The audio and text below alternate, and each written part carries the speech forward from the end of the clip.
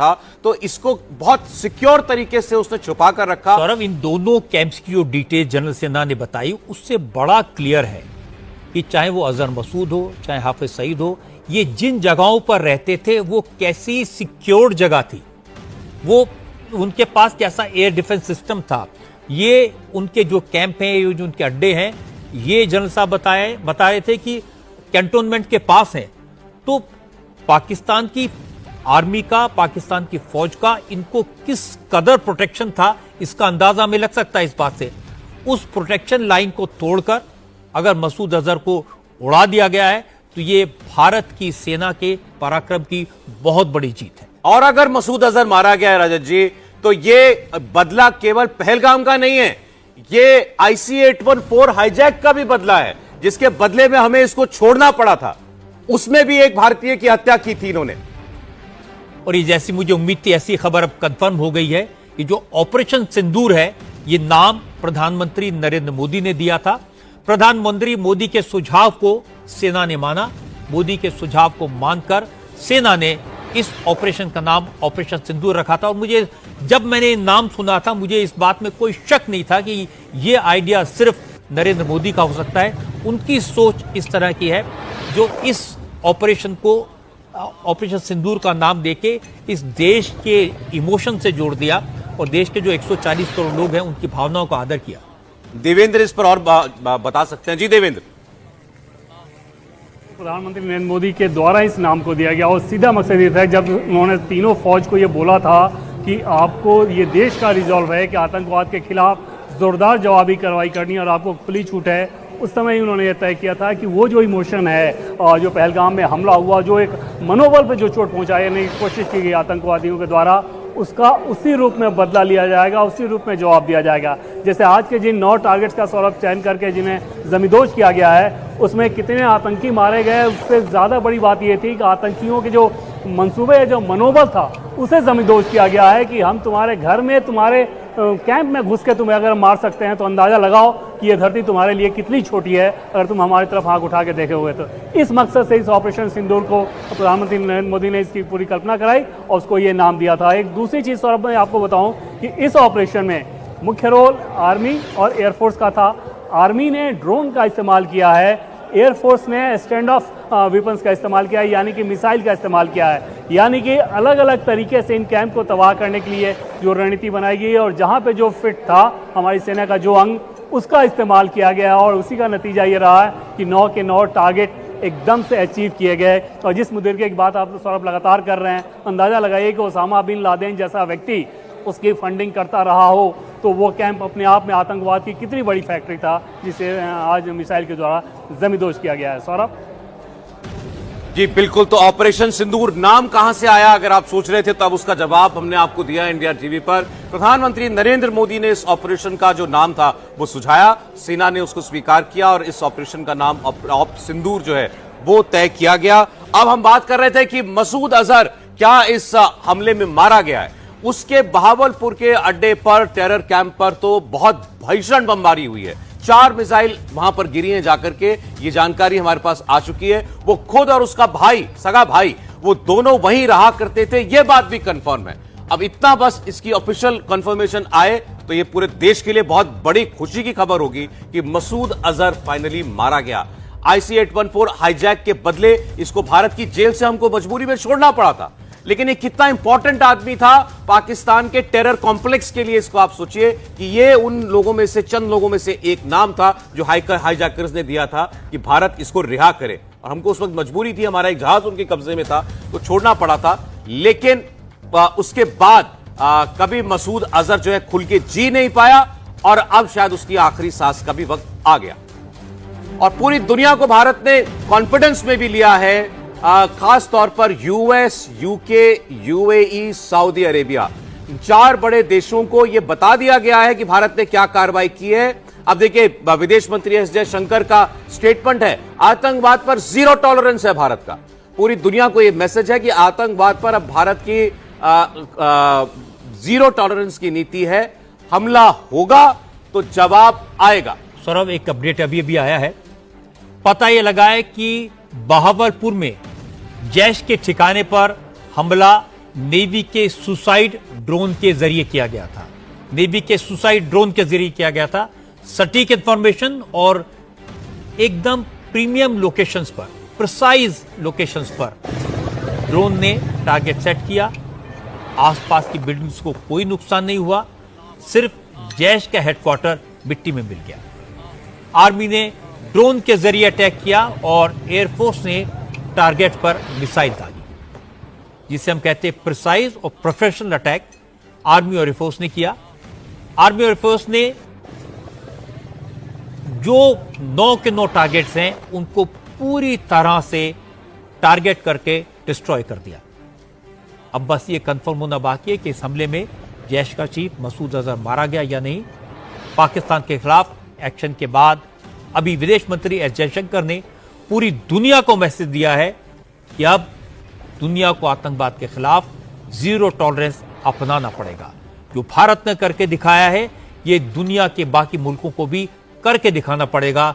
ये संदेश है विदेश मंत्री एस जयशंकर का।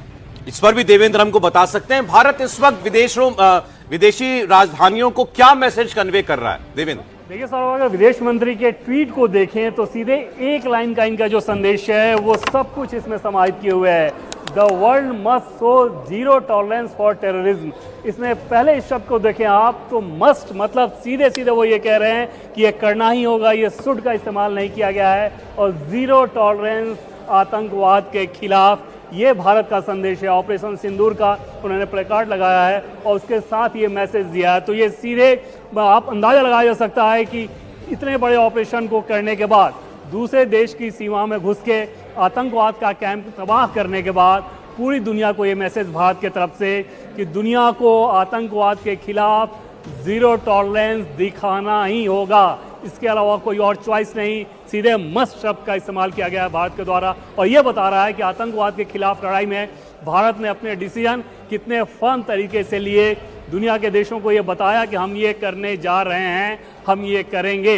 दुनिया के देश, जो देश इस बात को समझें वो समझें, जो ना समझे उसकी परवाह नहीं। और उस लिहाज से आतंकवाद के खिलाफ लड़ाई को भारत ने दुनिया के सामने एक नज़ीर के तौर पे पेश किया है कि सारे देश इस पे एक मत हो कि आतंकवाद के खिलाफ जीरो टॉलरेंस होगा। और ये प्रधानमंत्री नरेंद्र मोदी ने जो विदेश मंत्री को संदेश दिया था, ये बात तब भी पता चली सौरभ सूत्रों के द्वारा जब अमेरिका के विदेश मंत्री ने 3 दिन पहले भारत के विदेश मंत्री एस जयशंकर से बात की। तो उस बातचीत से पहले विदेश मंत्री ने प्रधानमंत्री से मैसेज लिया था, जिसमें प्रधानमंत्री ने उनको यही कहा था कि बताना होगा कि आतंकवाद के खिलाफ जो हमारी जवाबी कार्रवाई है वो होकर रहेगी और उसी तरीके से होगी जो कि आतंकवाद के खात्मे के लिए ज़रूरी है। इस मैसेज के कम्युनिकेशन के बाद आप देखें कि आज एक बार फिर से ऑपरेशन सिंदूर को अंजाम देने के बाद विदेश मंत्री पूरी दुनिया को आधिकारिक तौर पे बता रहे हैं कि आपको आतंकवाद के खिलाफ जीरो टॉलरेंस रखना होगा।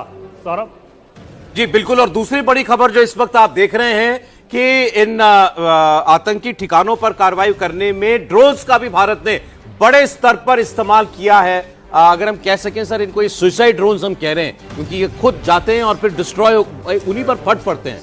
अगर हम सरल भाषा में नाम इन्होंने मुझे बताया था, LMS drones from the LMS Navy drones. center, yes. Loitering munitions जो होते हैं, इन LMS का मतलब है लॉइटरिंग म्यूनिशन सिस्टम ड्रोन्स। ये क्या होते हैं? ये छोटे ड्रोन्स होते हैं, ये बहुत बड़े ड्रोन्स नहीं होते। ये एनिमी टेरिटरी के ऊपर जाते हैं, हॉस्टाइल टारगेट के ऊपर लॉइटर करते हैं, यानी कि घूमते हैं और जो कोऑर्डिनेट्स और इमेजरी पहले फीड की गई है उससे आइडेंटिफाई करते हैं कि कौन सा टारगेट सिस्टम है, क्या है वो ही टारगेट सिस्टम है कि नहीं। उसके बाद जब कमांड मिलती है या फिर ऑटोनोमस अपने आप में अगर वो सिस्टम मैच कर जाता है तो एक कामिकाजी यानी कि सुसाइडल अटैक करते हैं उस टारगेट सिस्टम के ऊपर। यहां तक उनकी एक्यूरेसी है कि एक टैंक के ऊपर भी हमला करके उसको डिस्ट्रॉय कर सकते। इतना प्रिसाइज, इतना प्रिसाइज। तो ये हमें जानकारी है कि बड़े पैमाने पर इन LMS ड्रोन्स का इस्तेमाल किया गया है और इनसे भी भारी तबाही मची है। तो मिसाइल अटैक तो हुआ ही है, उसके साथ साथ ये LMS ड्रोन्स का इस्तेमाल भी जो है वो किया है। ये मुझे लगता है वहां जाकर अगर आप एक्सप्लेन करेंगे दर्शकों को ज्यादा बेहतर तरीके से समझ आएगा कि आतंक के जो अड्डे हैं वो कैसे ध्वस्त हुए, उनकी लोकेशन कहां थी, क्या टारगेट था, कैसे किया गया। पहले तो ये जो 9 आप देख रहे हैं टारगेट्स जो हैं ये बाउंड्री, ये भारत की और पाकिस्तान की सीमा है। तो आप इससे आपको यह अंदाजा लग रहा है कि ये कितना क्लोज है, एलओसी के कितना क्लोज है ज्यादातर टारगेट्स। लेकिन ये इंटरनेशनल बॉर्डर है और इंटरनेशनल बॉर्डर में ये टारगेट नंबर 1 जो है ये बहावलपुर है, सबसे बड़ा सेंटर, और ये दूरी 100 किलोमीटर की है। यानी इंटरनेशनल बॉर्डर से 100 किलोमीटर पाकिस्तान के पंजाब के अंदर जाकर के स्ट्राइक किया है इंडिया की मिसाइल। 100 किलोमीटर अंदर घुस के मारा है, ये बड़ी बात है। बिल्कुल, ये टारगेट सिस्टम जो है, जैसे कि जनरल सिन्हा बहुत अच्छी तरह से एक्सप्लेन कर रहे थे, यहाँ पे इनकी मेजर कैंटोनमेंट भी है और इसके ऊपर यहाँ पे आता है मुल्तान, जो कि एक और बहुत बड़ा मेजर सेंटर है यहाँ पे। लेकिन है वो बिल्कुल नॉर्थ में आता है, नॉर्थ और वेस्टर्ली साइड पे आता है। तो अगर इतने बड़े कॉन्सेंट्रेटेड एरिया के अंदर अगर हमारी मिसाइल सिस्टम्स घुस सकती हैं, हमारे ड्रोन्स घुस सकते हैं, और जो कि बहुत इन्होंने इस पूरे एरिया में एयर डिफेंस के रेडार्स को डिप्लॉय कर दिया था और अपने एयर डिफेंस सिस्टम्स को एक्टिवेट कर दिया था। और जैसे कि जनरल साहब भी आपको बता रहे थे, ये हाईली कॉन्सेंट्रेटेड एरिया है जहां पे एयर डिफेंस सिस्टम्स हैं और हर लड़ाई के अंदर इसका बहुत अहम रोल रहा है इस एरिया का। और इसके नीचे ये पूरा एरिया जो है वो चोलिस्तान डेजर्ट का आता है, ये हमारे बिल्कुल राजस्थान का जो एरिया है उसके नॉर्थ में आता है। ये तो जो एयर डिफेंस सिस्टम था उसकी तो हवा निकल गई। जी बिल्कुल, ये जो इनके क्लेम्स थे कि हम हर टाइप की मिसाइल, हर टाइप के ड्रोन को इंटरसेप्ट कर सकते हैं, उन्होंने तो क्लेम किया था ब्राह्मस को भी कर सकते हैं, स्कैल्प को भी कर सकते हैं। इनके मिनिस्टर ने कहा था कि ब्राह्मस का तो हमने टैकल किया जा सकता है, लेकिन वो सब के सब फेल हो गए। 2 चीजें इसमें जरूर कामयाब हुई हैं। एक तो एलिमेंट ऑफ सरप्राइज है, ये हर वॉर के अंदर एलिमेंट ऑफ सरप्राइज जो होता है वो बहुत ही महत्वपूर्ण होता है। वो एक्सपेक्ट नहीं कर रहे, ऐसे टाइम में उनकी अलर्टनेस स्टेटस कम थी और उस टाइम पे हमने अटैक किया, तो इस फैक्टर ने हमको जरूर हेल्प किया है। लेकिन साथ साथ में हमारे पास वो वेपन सिस्टम्स हैं जो वैसे ही लो रेडार सिग्नेचर्स के हैं, स्टेल्थी सिस्टम्स हैं, और साथ में उनको पाकिस्तान के रेडार उतनी आसानी से नहीं पकड़ सकते, क्योंकि एयर डिफेंस तो 24/7। अब ये लोकेशन 2 टारगेट जी, ये मुरीद के लश्कर तैयबा का कैंप जो है, मरकज तैयबा इसका नाम है, लश्कर तैयबा का कैंप, ये भी इनके पंजाब की रीजन में पड़ता है, पाकिस्तानी पंजाब के।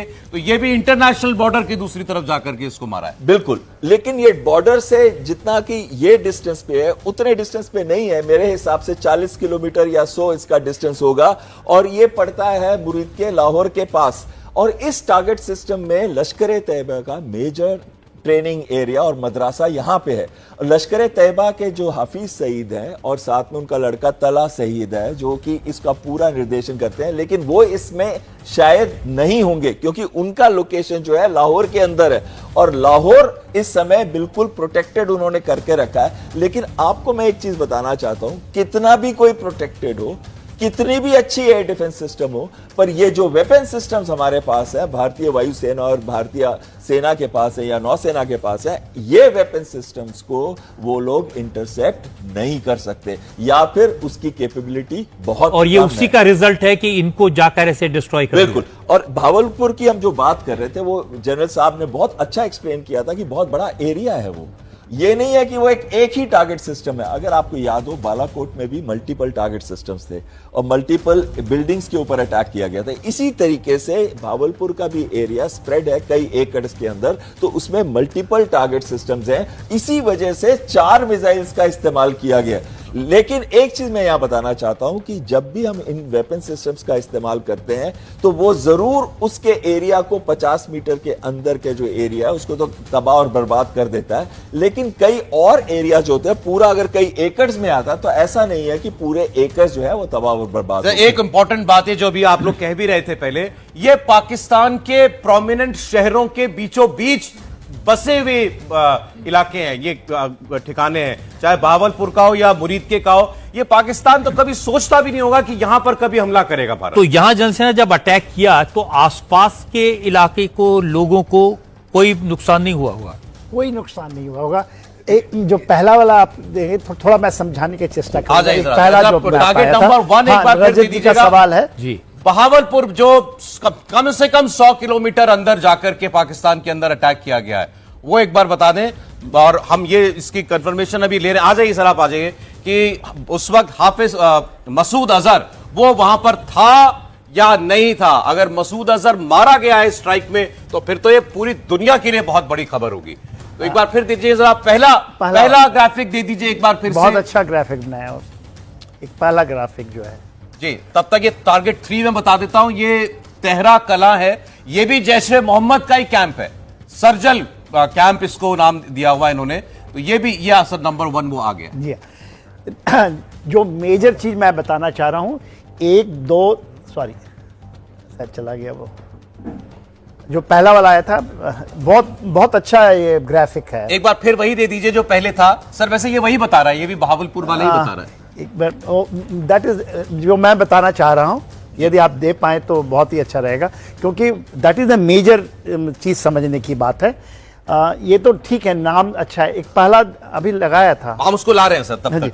देखिए क्या है बहावलपुर पर हमला इटसेल्फ सर कितनी बड़ी बात है। हमें दो चीज जो समझने की बात है, इसमें क्लस्टर समझना है। जो 5 का 1 2 3 4 5 एक इसका क्लस्टर है और 4 ऊपर का क्लस्टर है, और देखिए इसमें पीओके है और पंजाब है। तो ये अब स्ट्रैटेजिकली हम इसको जब रिट्रीब्यूट करते हैं, ये हम समझना बहुत जरूरी है। खैबर पख्तूनख्वा नहीं हिट हुआ है, नीचे जब हम सिंध को नहीं कहीं भी टच नहीं किए, एंड हमने बलूचिस्तान को कहीं टच नहीं किया। एक मेजर इसकी स्ट्रैटेजिक इंपॉर्टेंस है जो मैं बताना चाहता हूं, आपके दर्शक इसको यदि समझेंगे। देखिए एक रिट्रीब्यूशन, मैं बार बार कहता हूं, पहला है ये, और इसमें आपने जो चीजें की हैं, हाँ ये बड़ा इंपॉर्टेंट है।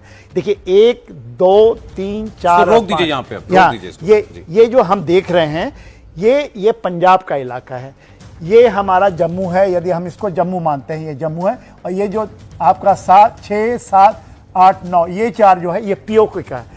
पीओके की डेप्थ ज्यादा नहीं है, जब हम पीओके करते हैं 38,000 स्क्वायर किलोमीटर, और उसके पीछे खैबर पख्तूनख्वा का इलाका, बालाकोट खैबर पख्तूनख्वा था 88 किलोमीटर, विच भी है। ये जो हम गए हैं वेरी सैलो है, बहुत नजदीक है।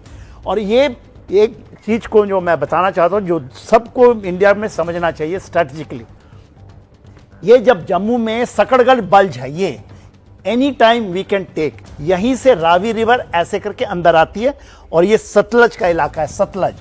ये इंपॉर्टेंट है, आप इसको समझने की चेष्टा कीजिए। सतलज ब्यास आकर के यहां मिल जाती है, और सतलज यहां से आती है हरिके, और ये भावलपुर का इलाका है। मेजर टेररिस्ट कैंप जो हैं, जो यहां से जो लॉन्च होते हैं, जब हम सुनते हैं कि पंजाब की धरती से निकले हैं वो, तो यहां से निकलते हैं ये और ये जो इलाका है मुरीदके का, ये है मुरीदके, सकड़गढ़ बल्ज ये है, पठानकोट यहां है, रावी ऐसे आ रही है, हमारा करतारपुर है। मैं बार बार करतारपुर की बात कर रहा हूं, खैर उसको मैं बस ऐसे क्वेश्चन मार्क करके छोड़ दे रहा हूं। This is very very important, यदि स्केलेट करता है तब ये आप केवल ऐसा ही नहीं, ये चीज तो जाएगा ही, ये भी जाएगा। मैं तोड़ करके आपको एक इंडिकेशन देता, भावलपुर हमारा ऑलवेज मिलिट्री का मेजर टारगेट है। अच्छा, टर्मिनल टारगेट हमारा भावलपुर होता है जनरली, इसके पीछे मुल्तान है यहां। तो मैं इसको मिक्सअप नहीं करना चाहता हूं, आज चीज को समझने की चेष्टा। यदि पाकिस्तान रिटेलिएट कहां कर सकता है, सिविलियन में, जो रजत जी पूछ रहे थे कि क्या वो हम एक भी सिविलियन नहीं मारा गया है, आई कैन एश्योर यू। एक कामई काजी ड्रोन का बात हुआ था, शायद कामई काजी ड्रोन यहां आया है, भावलपुर में आया, ये भावलपुर से। तो ये कामाजी और नेवल ड्रोन है, नेवी की ड्रोन है। क्या नेवी ने यहां से लॉन्च किया है या हमारे समुद्र से लॉन्च किया है? तो समुद्र से कामीकाजी ड्रोन्स हैं। ये मतलब ये जो बंगाल की अरेबियन सी है, अरेबियन सी में यहाँ पर एक्सरसाइज चल रही थी ना जी, वहां पर ऑलरेडी हमारा जो एयरक्राफ्ट कैरियर है वो वहां पर है। अच्छा, यदि आप कराची देखते हैं, कराची है, गोदार है मेजर टारगेट, और उसके बाद चाबहार है, 3 फोर्ट है ना। ये पूरा का पूरा इलाका, इसमें एक ही जहाज आया पाया है। चाइना के तकरीबन बोलते हैं 35 फिशिंग ट्रॉलर आए हैं, और एक टर्की का एक आया है एंटी सबमरीन, वो उन्होंने कहा कि हम एक्सरसाइज करें, otherwise they do not have come. तो ये एक ब्रेकअप मैं दे देता हूं, ये जो 9 टारगेट है ना, इसमें से 5 पीओके में पड़ते हैं और 4 पीओके प्रॉपर पाकिस्तान में, और ये पूरा पाकिस्तान में। और बड़ी बात बताई इन्होंने कि इस पूरे ऑपरेशन में जो मिसाइल्स और ड्रोन का इस्तेमाल किया गया, ये सिर्फ टारगेटेड आतंकवादियों को मारा गया, इसमें किसी सिविलियन का नुकसान नहीं हुआ, किसी सिविलियन बिल्डिंग का नुकसान नहीं हुआ, किसी मस्जिद का नुकसान नहीं हुआ। ये जो टारगेटेड आतंकवादी थे, इन पर हमला हुआ। जी बिल्कुल। रजत, एक और बात मैं बताना चाहूँगा, ये जो हमला किया गया है ये ट्राई सर्विसेज, ट्राइडेंट, मतलब हमारी आर्मी, नेवी, एयरफोर्स ने मिलके किया। अपनी क्षमता दिखाई है। पाकिस्तान को ये समझ नहीं आया कि ये फौज हमला करने वाली है, एयरफोर्स करने वाली है, नेवी करने वाली है। तुर्की का जहाज अभी भी कराची में खड़ा है, तो हम चाहते तो कोई भी टारगेट चुन सकते थे, लेकिन ये हमारी एक कैपेबिलिटी डेमोन्स्ट्रेशन था पाकिस्तान को कि हमारी तीनों सेनाओं में ये मिल क्षमता करके है, कोऑर्डिनेट करके ये काम कोऑर्डिनेट करके कर सकते सौरभ, हैं। एक एक करके आप ये जो टारगेट्स हैं और जगहें हैं, इनके बारे में अगर दर्शकों को बता जी दें। देखिए, टारगेट नंबर 1 बहावलपुर बॉर्डर से 100 किलोमीटर अंदर पाकिस्तान की पंजाब बहुत सारे रीजन लोग में- सो के अभी उठे होंगे, तो उन्हें बताना पड़ेगा कि यहाँ ये 9 टारगेट्स पर जहां मिसाइल हमला किया है भारत ने, एक एक करके आप देख, उसके बारे में बता रहा हूं सौरभ, आपको। एक ये चीज टारगेट नंबर 1 बहावलपुर है, जैश ए मोहम्मद का आतंकी अड्डा, सबसे बड़ा कैंप जैश ए मोहम्मद का। मसूद अजहर खुद यहां उस वक्त मौजूद था, यहीं रहता है वो, इसका भाई यहीं रहता है। अब देखना होगा इस हमले में वो घायल हुआ या मारा गया, इसकी क्या जानकारी आती है। इसका नाम मरकज तैयबा है। ये टारगेट नंबर 2 है, मरकज तैयबा, मुरीद के लश्कर तैयबा का सबसे बड़ा कैंप। बहावलपुर अगर मसूद अजहर का घर है और गढ़ है, तो ये हाफिज सईद का घर है। मुरीद के का सबसे बड़ा कैंप माना जाता है लश्कर तैयबा का, मरकज तैयबा इसका नाम है। टारगेट नंबर 2 है, ये भी पाकिस्तान के पंजाब प्रोविंस में, पंजाब राज्य में पड़ता है, और ये भी मेनलैंड पाकिस्तान है। ये पीओके नहीं है, ये पंजाब, पाकिस्तान का पंजाब सूबा है, वहां जाकर भारत ने स्ट्राइक किया है बहावलपुर की तरह से। तो ये टारगेट नंबर 2 था। पहला टारगेट मसूद अजहर का, जैश ए मोहम्मद का, और दूसरा टारगेट लश्कर तैयबा का मुरीद के कैंप, मरकज तैयबा जिसको बोलते हैं, वो सबसे बड़ा टारगेट हमने मुरीद के में हिट किया वहां पर। और यहां भी भारी तादाद में लश्कर तैयबा के लड़ाके जो हैं वो हो सकते हैं और जरूर रहे होंगे। टारगेट नंबर 3 पर एक बार आ जाइए। अब आगे हम लोग बताते हैं आपको। ये 9 स्ट्राइक्स हुई हैं, तो ये कौन कौन सी थी। तीसरी स्ट्राइक ये भी पाकिस्तान के पंजाब रीजन के अंदर हुई है। जैश ए मोहम्मद का दूसरा कैंप, लोकेशन तेहरा कला, और टारगेट का नाम सरजल कैंप, जैश ए मोहम्मद का सरजल कैंप। ये आप देखिए, बॉर्डर से बिल्कुल लगता हुआ इलाका है पाकिस्तान के पंजाब का, और यहां पर तीसरा हमला हुआ। इन हमलों में मिसाइल्स का इस्तेमाल हुआ, स्कैल्प मिसाइल्स का इस्तेमाल इसके अंदर किया गया है। कोई भारत का जहाज क्रॉस करके पाकिस्तान में नहीं गया। ये सारे मिसाइल हमले भारत ने अपनी सीमा की तरफ से, अपने एरिया से लॉन्च किए। नंबर 4 पर आप देखिए, ये हिजबुल मुजाहिदीन का कैंप है। तो जैश ए मोहम्मद, लश्कर तैयबा और हिजबुल मुजाहिदीन। हर्षद लेले हमारे साथ में हैं। इनके पिता संजय लेले पहलगाम में आतंकवादियों ने उनकी हत्या कर दी थी। तो हर्षल लेने के, आपको याद होगा, उनके सामने ही आतंकवादियों ने उनके पिता की हत्या की। जी हाँ, हर्षल हमारे साथ इस वक्त मौजूद हैं। उन्होंने अपने पिता को खोया था। हर्षल, क्या कहेंगे आप भारतीय सेना की इस कार्रवाई पर?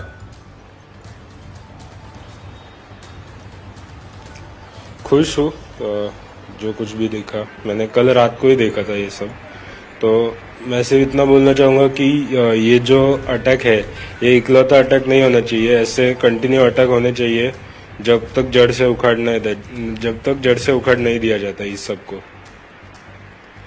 आपकी बात बिल्कुल ठीक है, क्योंकि यहाँ जितने भी एक्सपर्ट्स हैं उनका और सरकार के जो प्रतिनिधियों, सबका ये कहना है कि ये सिर्फ एक शुरुआत है। जब तक आतंकवाद को जड़ से उखाड़ नहीं फेंकेंगे, तब तक न नरेंद्र मोदी चैन लेंगे, न हमारी जो सेनाएं हैं वो चैन लेंगी।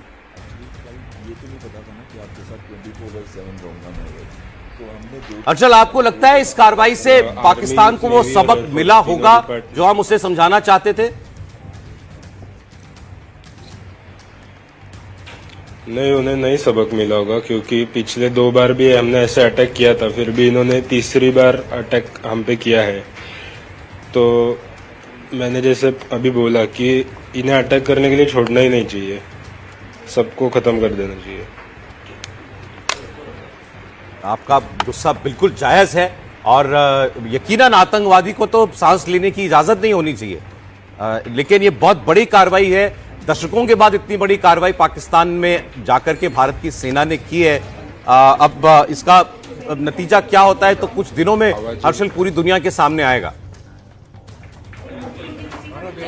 हमारा मानना है never hello. Forget never forgive. क्या वो 814 का मुस्लिम या 2611 का मुस्लिम या पूरी का जो भी है, ये पूरा कंबाइंड इनका जो तंत्र है उसको हम स्ट्राइक करेंगे और हम करते रहेंगे। जितनी बार आप जरूरत करोगे उतनी बार हम मारेंगे आप। वही हर्षल कह रहे हैं। सर हर्षल, आप क्या चाहते हैं, अभी ऐसी और स्ट्राइक्स हों आतंकवादियों के ऊपर? जी, और होने चाहिए जब तक ये पूरी तरीके से खत्म नहीं हो जाते सब, और अटैक होने चाहिए। हर्षल, मैं शुक्रिया करूंगा। आपने बहुत मुश्किल वक्त है आपके लिए, तो परिवार के लिए ट्रेजेडी का समय है, लेकिन आपने कहा खुशी है इस हमले के बाद। अब उम्मीद हम करते हैं कि आतंकवाद की इस राह से ही पाकिस्तान अगर सबक ले और अपना रास्ता बदले तो पूरे इलाके के अंदर जो है शांति हो सकती है। बहुत शुक्रिया हर्षल।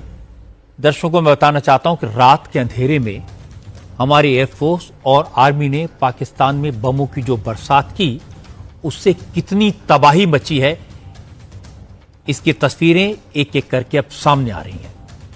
सुबह सूरज निकलने के बाद बर्बादी के निशान चारों तरफ दिखाई देने लगे हैं। अब पाकिस्तान में लोग ताबूत लेकर जा रहे हैं।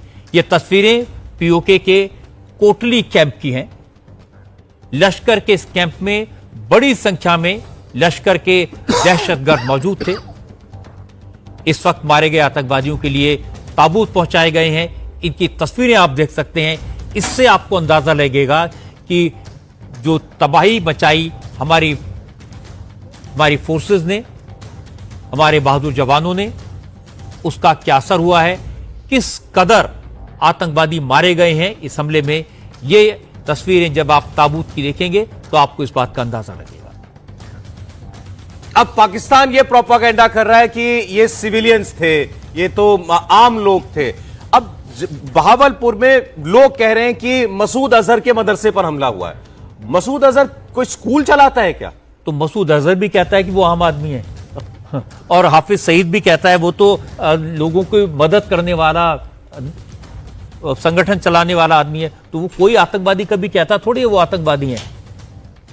लेकिन जो हमें पता चला, जो जनरल साहब ने कंफर्म किया, टारगेट करके सिर्फ आतंकवादी जगहों पर और इंटेलिजेंस थी उसके आधार पर हमला किया। बिल्कुल रजत जी, और 9 की 9 जगहों के एग्जैक्ट कोऑर्डिनेट्स थे हमारे पास, और वो हमारी वो इंटरनल एजेंसीज की इंटेलिजेंस एजेंसीज की कामयाबी है कि उन्होंने वो टारगेट्स के कोऑर्डिनेट्स दिए। फिर उसके बाद आपके पास ऐसे हथियार हैं जैसे आप बता रहे थे। अब ये देखिए, आप ये देखिए एक और इमारत की तस्वीर आ रही है, कैसे पूरी तरीके से तहस नहस हो गई है ये बिल्डिंग।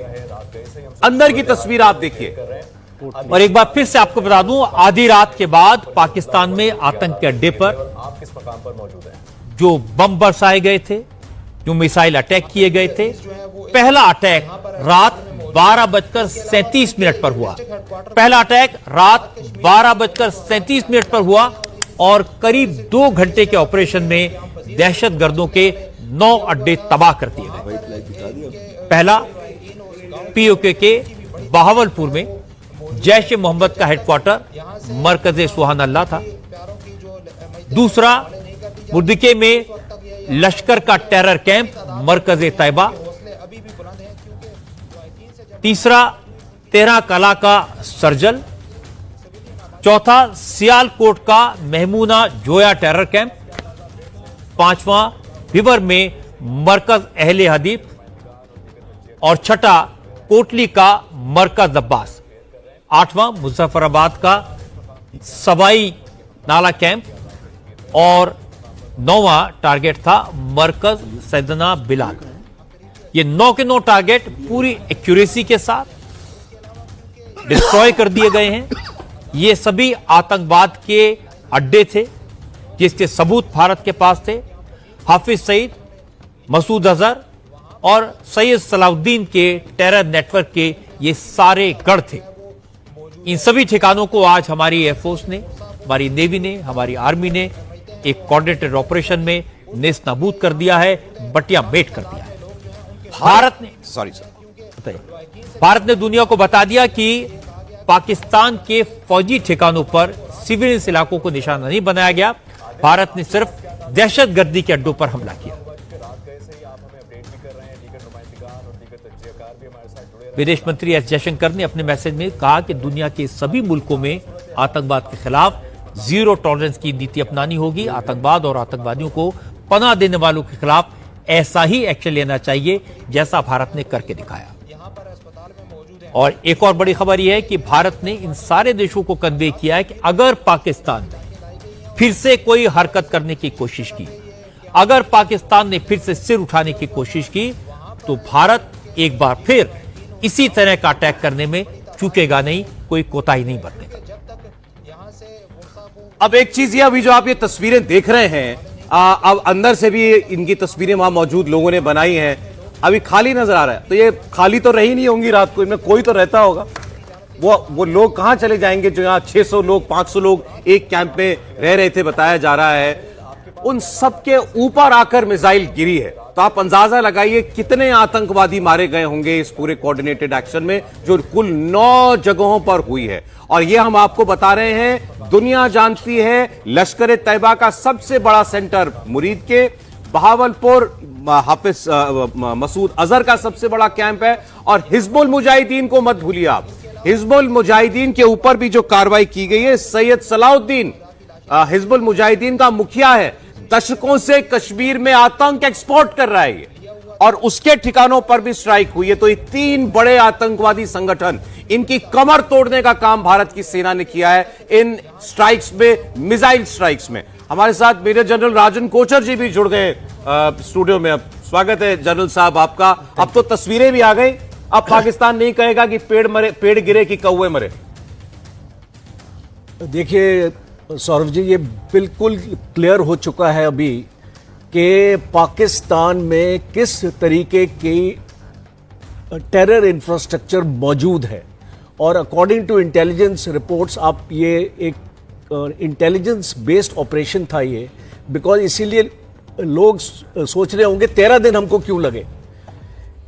टाइम इसलिए लगा क्योंकि सही वक्त का इंतजार किया जा रहा था। और जो इंटेलिजेंस रिपोर्ट की जानकारी है मुझे, इस टाइम पे जब स्ट्राइक हुआ, यहां पे फ्रेश रिक्रूटमेंट्स हो रही थी इन एरिया में, और काफी तादाद में यहां पे टेररिस्ट जमा हो रहे थे। और ये लास्ट 48 आवर्स की हरकत थी। ये पिछले 2 दिन से इंटेलिजेंस एजेंसीज को मॉनिटर कर रही थी, खास तौर पे एनटीआरओ जो हमारी टेक्निकल रिसर्च ऑर्गेनाइजेशन है, वो इस चीज को मॉनिटर कर रही थी और बाकी इंटेलिजेंस एजेंसीज के साथ काम कर रही थी।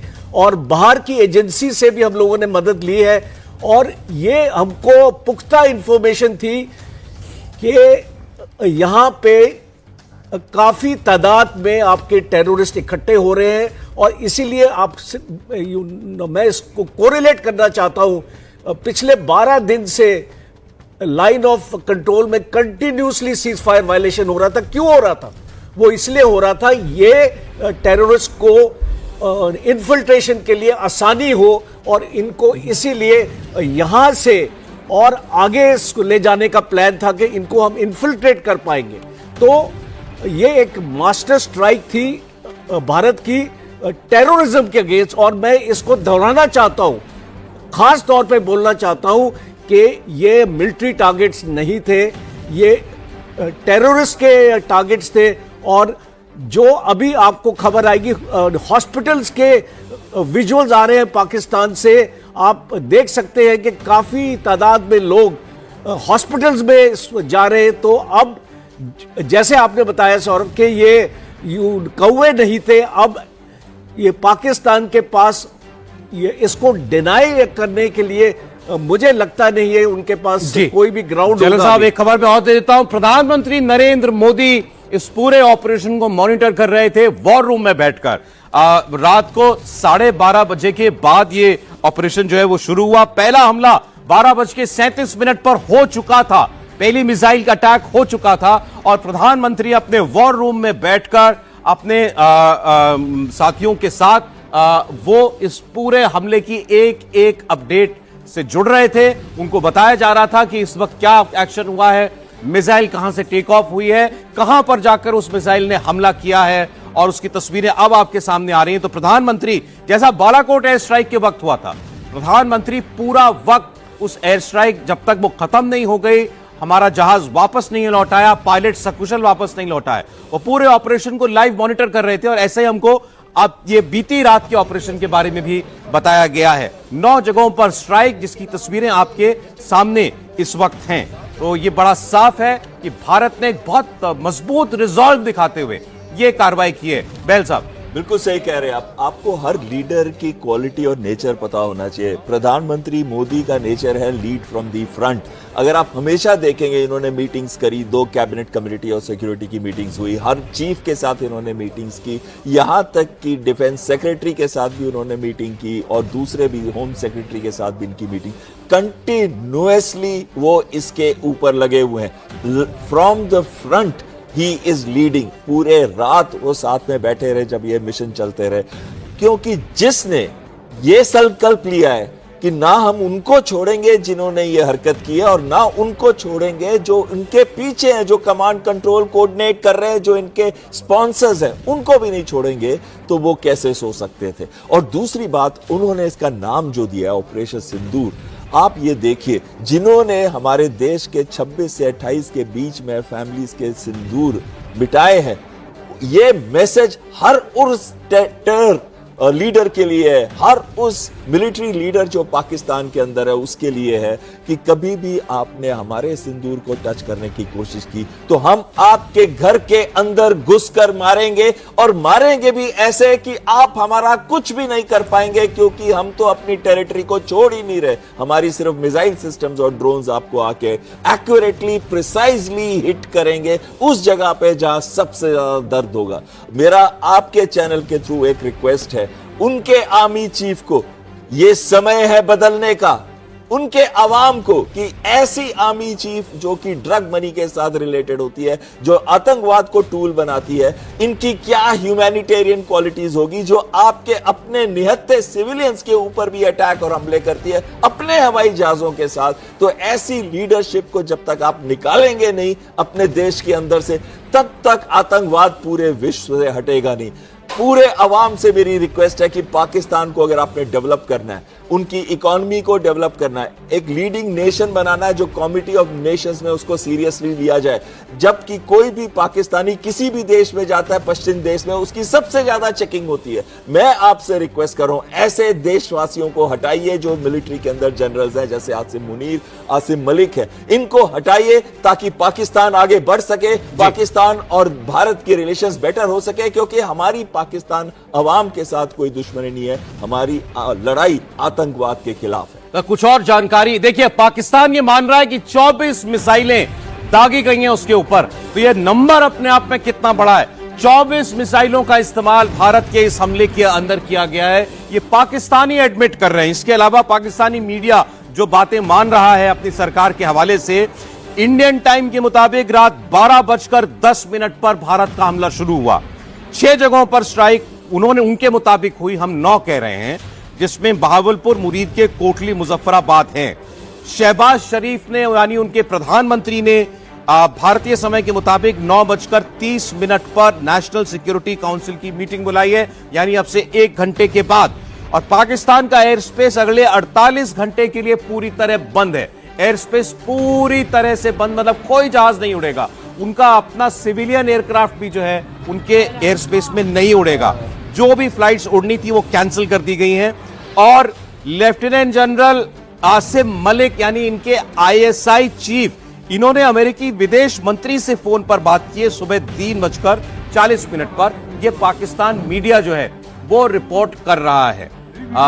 ट्रंप ने यह कहा था कि वो उम्मीद करते हैं कि जल्दी ये सब शांत हो जाए मामला।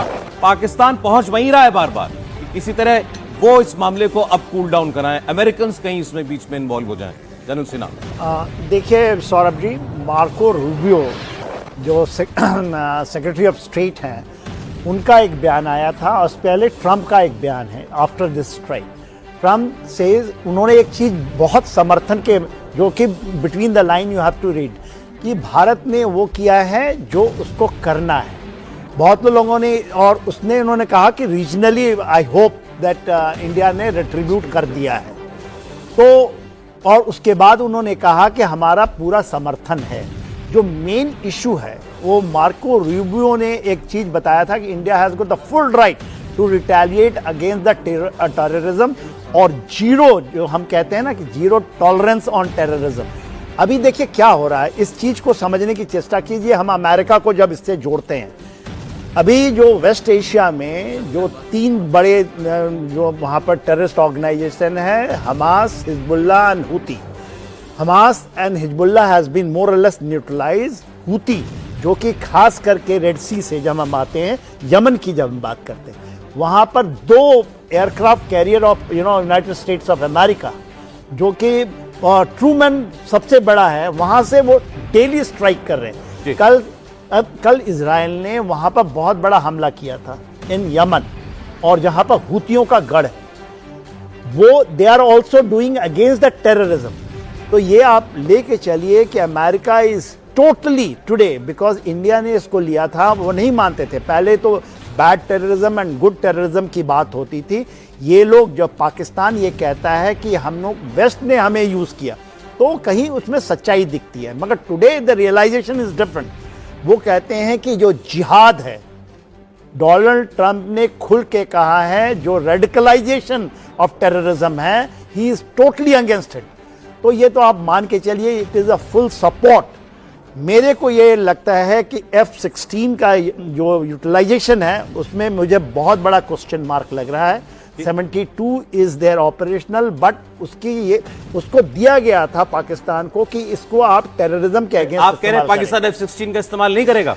नहीं कर सकता। ये देखिए ना, जो जब हमारे नहीं कर सकता। सर, लाया था वो 2019 में भी, वो लाया था, उस समय भी उन्होंने डिनाई किया था कि नहीं, हमारा नहीं यूज हुआ है, जबकि एक डाउन हो गया। डिफेंस के लिए उसको बोला था कि अगर आपके ऊपर हमला होगा तो अपनी डिफेंस के लिए आप F-16 इस्तेमाल कर सकते हैं। अब ये कौन तय करेगा कि ये ऑफेंस के लिए था, डिफेंस के लिए था? क्योंकि एक फॉग ऑफ वॉर में कोई भी देश के पास एक ऐसा वेपन प्लेटफॉर्म अगर होता है तो क्यों नहीं इस्तेमाल करेगा? मुझे बताइए। बिल्कुल सही कह रहे हैं, और मैं जनरल साहब से इस बात से अग्री करता हूं कि देखिए, F-16 को एस्कॉर्ट रोल में तो इस्तेमाल किया जा सकता है, यानी कि वो एयर डिफेंस एस्कॉर्ट है, उसके पास AIM-120 जो BVR है, उसका तो इस्तेमाल कर सकता है वो डिफेंसिव पर्पसेस के लिए। लेकिन उसमें से जो वेपन सिस्टम भारत के अंदर ग्राउंड अटैक के लिए इस्तेमाल किए जाते हैं, शायद वो इस्तेमाल उसका नहीं करेगा। ये ऑपरेशन सिंदूर पर एक बहुत बड़ी खबर इस वक्त आई है। मुरीदके की दिन की तस्वीरें आई हैं, और आप इन तस्वीरों में देख सकते हैं कि लश्कर का अड्डा किस तरह पूरी तरह से तबाह हो गया। ये लश्कर तैयबा का कैंप, मुरीदके का कैंप है। आप इमारत का साइज देखिए, ग्राउंड्स देखिए, इससे आपको पता चलेगा कैंपस कितना बड़ा है। और इसीलिए ये इन खास जगहों पर मुरीदके और कोटली और इसके साथ साथ बहावलपुर, यहां एक से ज्यादा मिसाइल स्ट्राइक की गई हैं। अब सुबह की तस्वीरों में इमारत तो धराशायी दिखाई दे ही रही है। आप ये देखिए, ये इनके जो मदरसे में रहने वाले लोग हैं सिक्योरिटी के, वो सुबह सुबह बंदूकें लेकर के सुरक्षा के लिए वहां पर पहुंचे हैं। ये इमारत को जो नुकसान हुआ है वो साफ पता चल रहा है, छत गिर गई है इमारत की। देखिए आप, ये बाउंड्री वॉल तक इसकी फट चुकी है। इसका मतलब है जो एक्चुअल अटैक है वो तो अंदर कंपाउंड के अंदर जो उनकी बिल्डिंग जहां लोग सो रहे होंगे वहां पे अटैक हुआ होगा, लेकिन उसका इतना बड़ा इफेक्ट रहा है कि ब्लास्ट इफेक्ट के साथ जो बिल्डिंग की बाउंड्री वॉल है वो तक वहां पे रात की तस्वीरों में इतना नहीं पता लग रहा था, लेकिन ये दिन की तस्वीरें हैं, इनमें बिल्कुल क्लियर दिख रहा है कि जो हाफिज सईद का अड्डा है वो किस कदर तबाह हो गया है। इससे एक जी डर बैठाने में तो भारत कामयाब हुआ कि आपके मुख्य जो केंद्र हैं उन पर सीधा आकर मिसाइल गिर सकती है। डर तो क्या, मुझे लगता है बड़ा क्लियर कट मैसेज पाकिस्तान को है, किसी गलतफहमी में न रहे। भारत की कैपेबिलिटी क्या है, कितना प्रिसाइज अटैक कर सकता है, कितना प्रोफेशनल अटैक कर सकता है, ये सिर्फ पाकिस्तान को नहीं पूरी दुनिया को दिखा दिया। अब तक लोग इजराइल के बारे में बात करते हैं, इजराइल इस तरह की हमले कर सकता है, और एक और बड़ी बात आपको बता दूं, पाकिस्तान ने कबूल किया है कि भारत की तरफ कुल 24 मिसाइल अटैक किए गए हैं। इनमें जैश के हेडक्वार्टर बहावलपुर में 4 मिसाइल फायर की गई। पाकिस्तान ने माना कि जैश का हेडक्वार्टर पूरी तरह तबाह हो गया है, और मानना ही पड़ेगा, तस्वीरें अब आने लगी हैं। मुजफ्फराबाद के बिलाल कैंप पर 7 मिसाइल फायर की गई, ये पाकिस्तान ने माना है, और यह भी माना है कि ये कैंप भी, ये आतंकवाद का अड्डा भी पूरी तरह से बर्बाद हो गया है। इसके साथ साथ पाकिस्तानी आर्मी ने यह भी माना कि मुरीदके में लश्कर के हेडक्वार्टर पर 4 मिसाइल्स गिराई गई। सियालकोट के कोटली में 2 मिसाइल अटैक हुए, और इसके अलावा शकरगढ़ में भी 2 मिसाइल्स फायर की गई। अब यह तो पाकिस्तान का कबूलनामा है। पाकिस्तान की आर्मी मान रही है कि भारत ने 24 मिसाइल्स फायर की। सारी मिसाइल्स ने टारगेट को पूरी तरह एक्यूरेसी के साथ हिट किया, प्रिसीजन के साथ हिट किया। लेकिन हैरानी की बात है कि पाकिस्तान की आर्मी यह भी दावा कर रही है कि भारत के इस ऑपरेशन में कोई बहुत ज्यादा नुकसान नहीं हुआ। अब इस बात को कौन मानेगा और कौन इस पर यकीन करेगा? पाकिस्तान जो तस्वीरें आ रही हैं, ये आप देख सकते हैं, ये बर्बादी की तस्वीरें हैं, ये तबाही की तस्वीरें हैं। इस जमीनी हकीकत को बताने के लिए काफी हैं।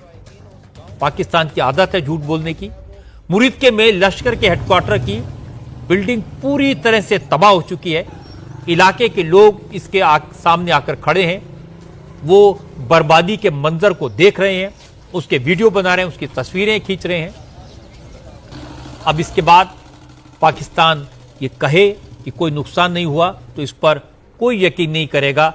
शायद पाकिस्तान ये कहेगा कि सिर्फ 3 पेड़ गिरे और 2 कौवे मारे गए। इस वक्त हमारे साथ जुड़ रहे हैं योग गुरु स्वामी रामदेव जी।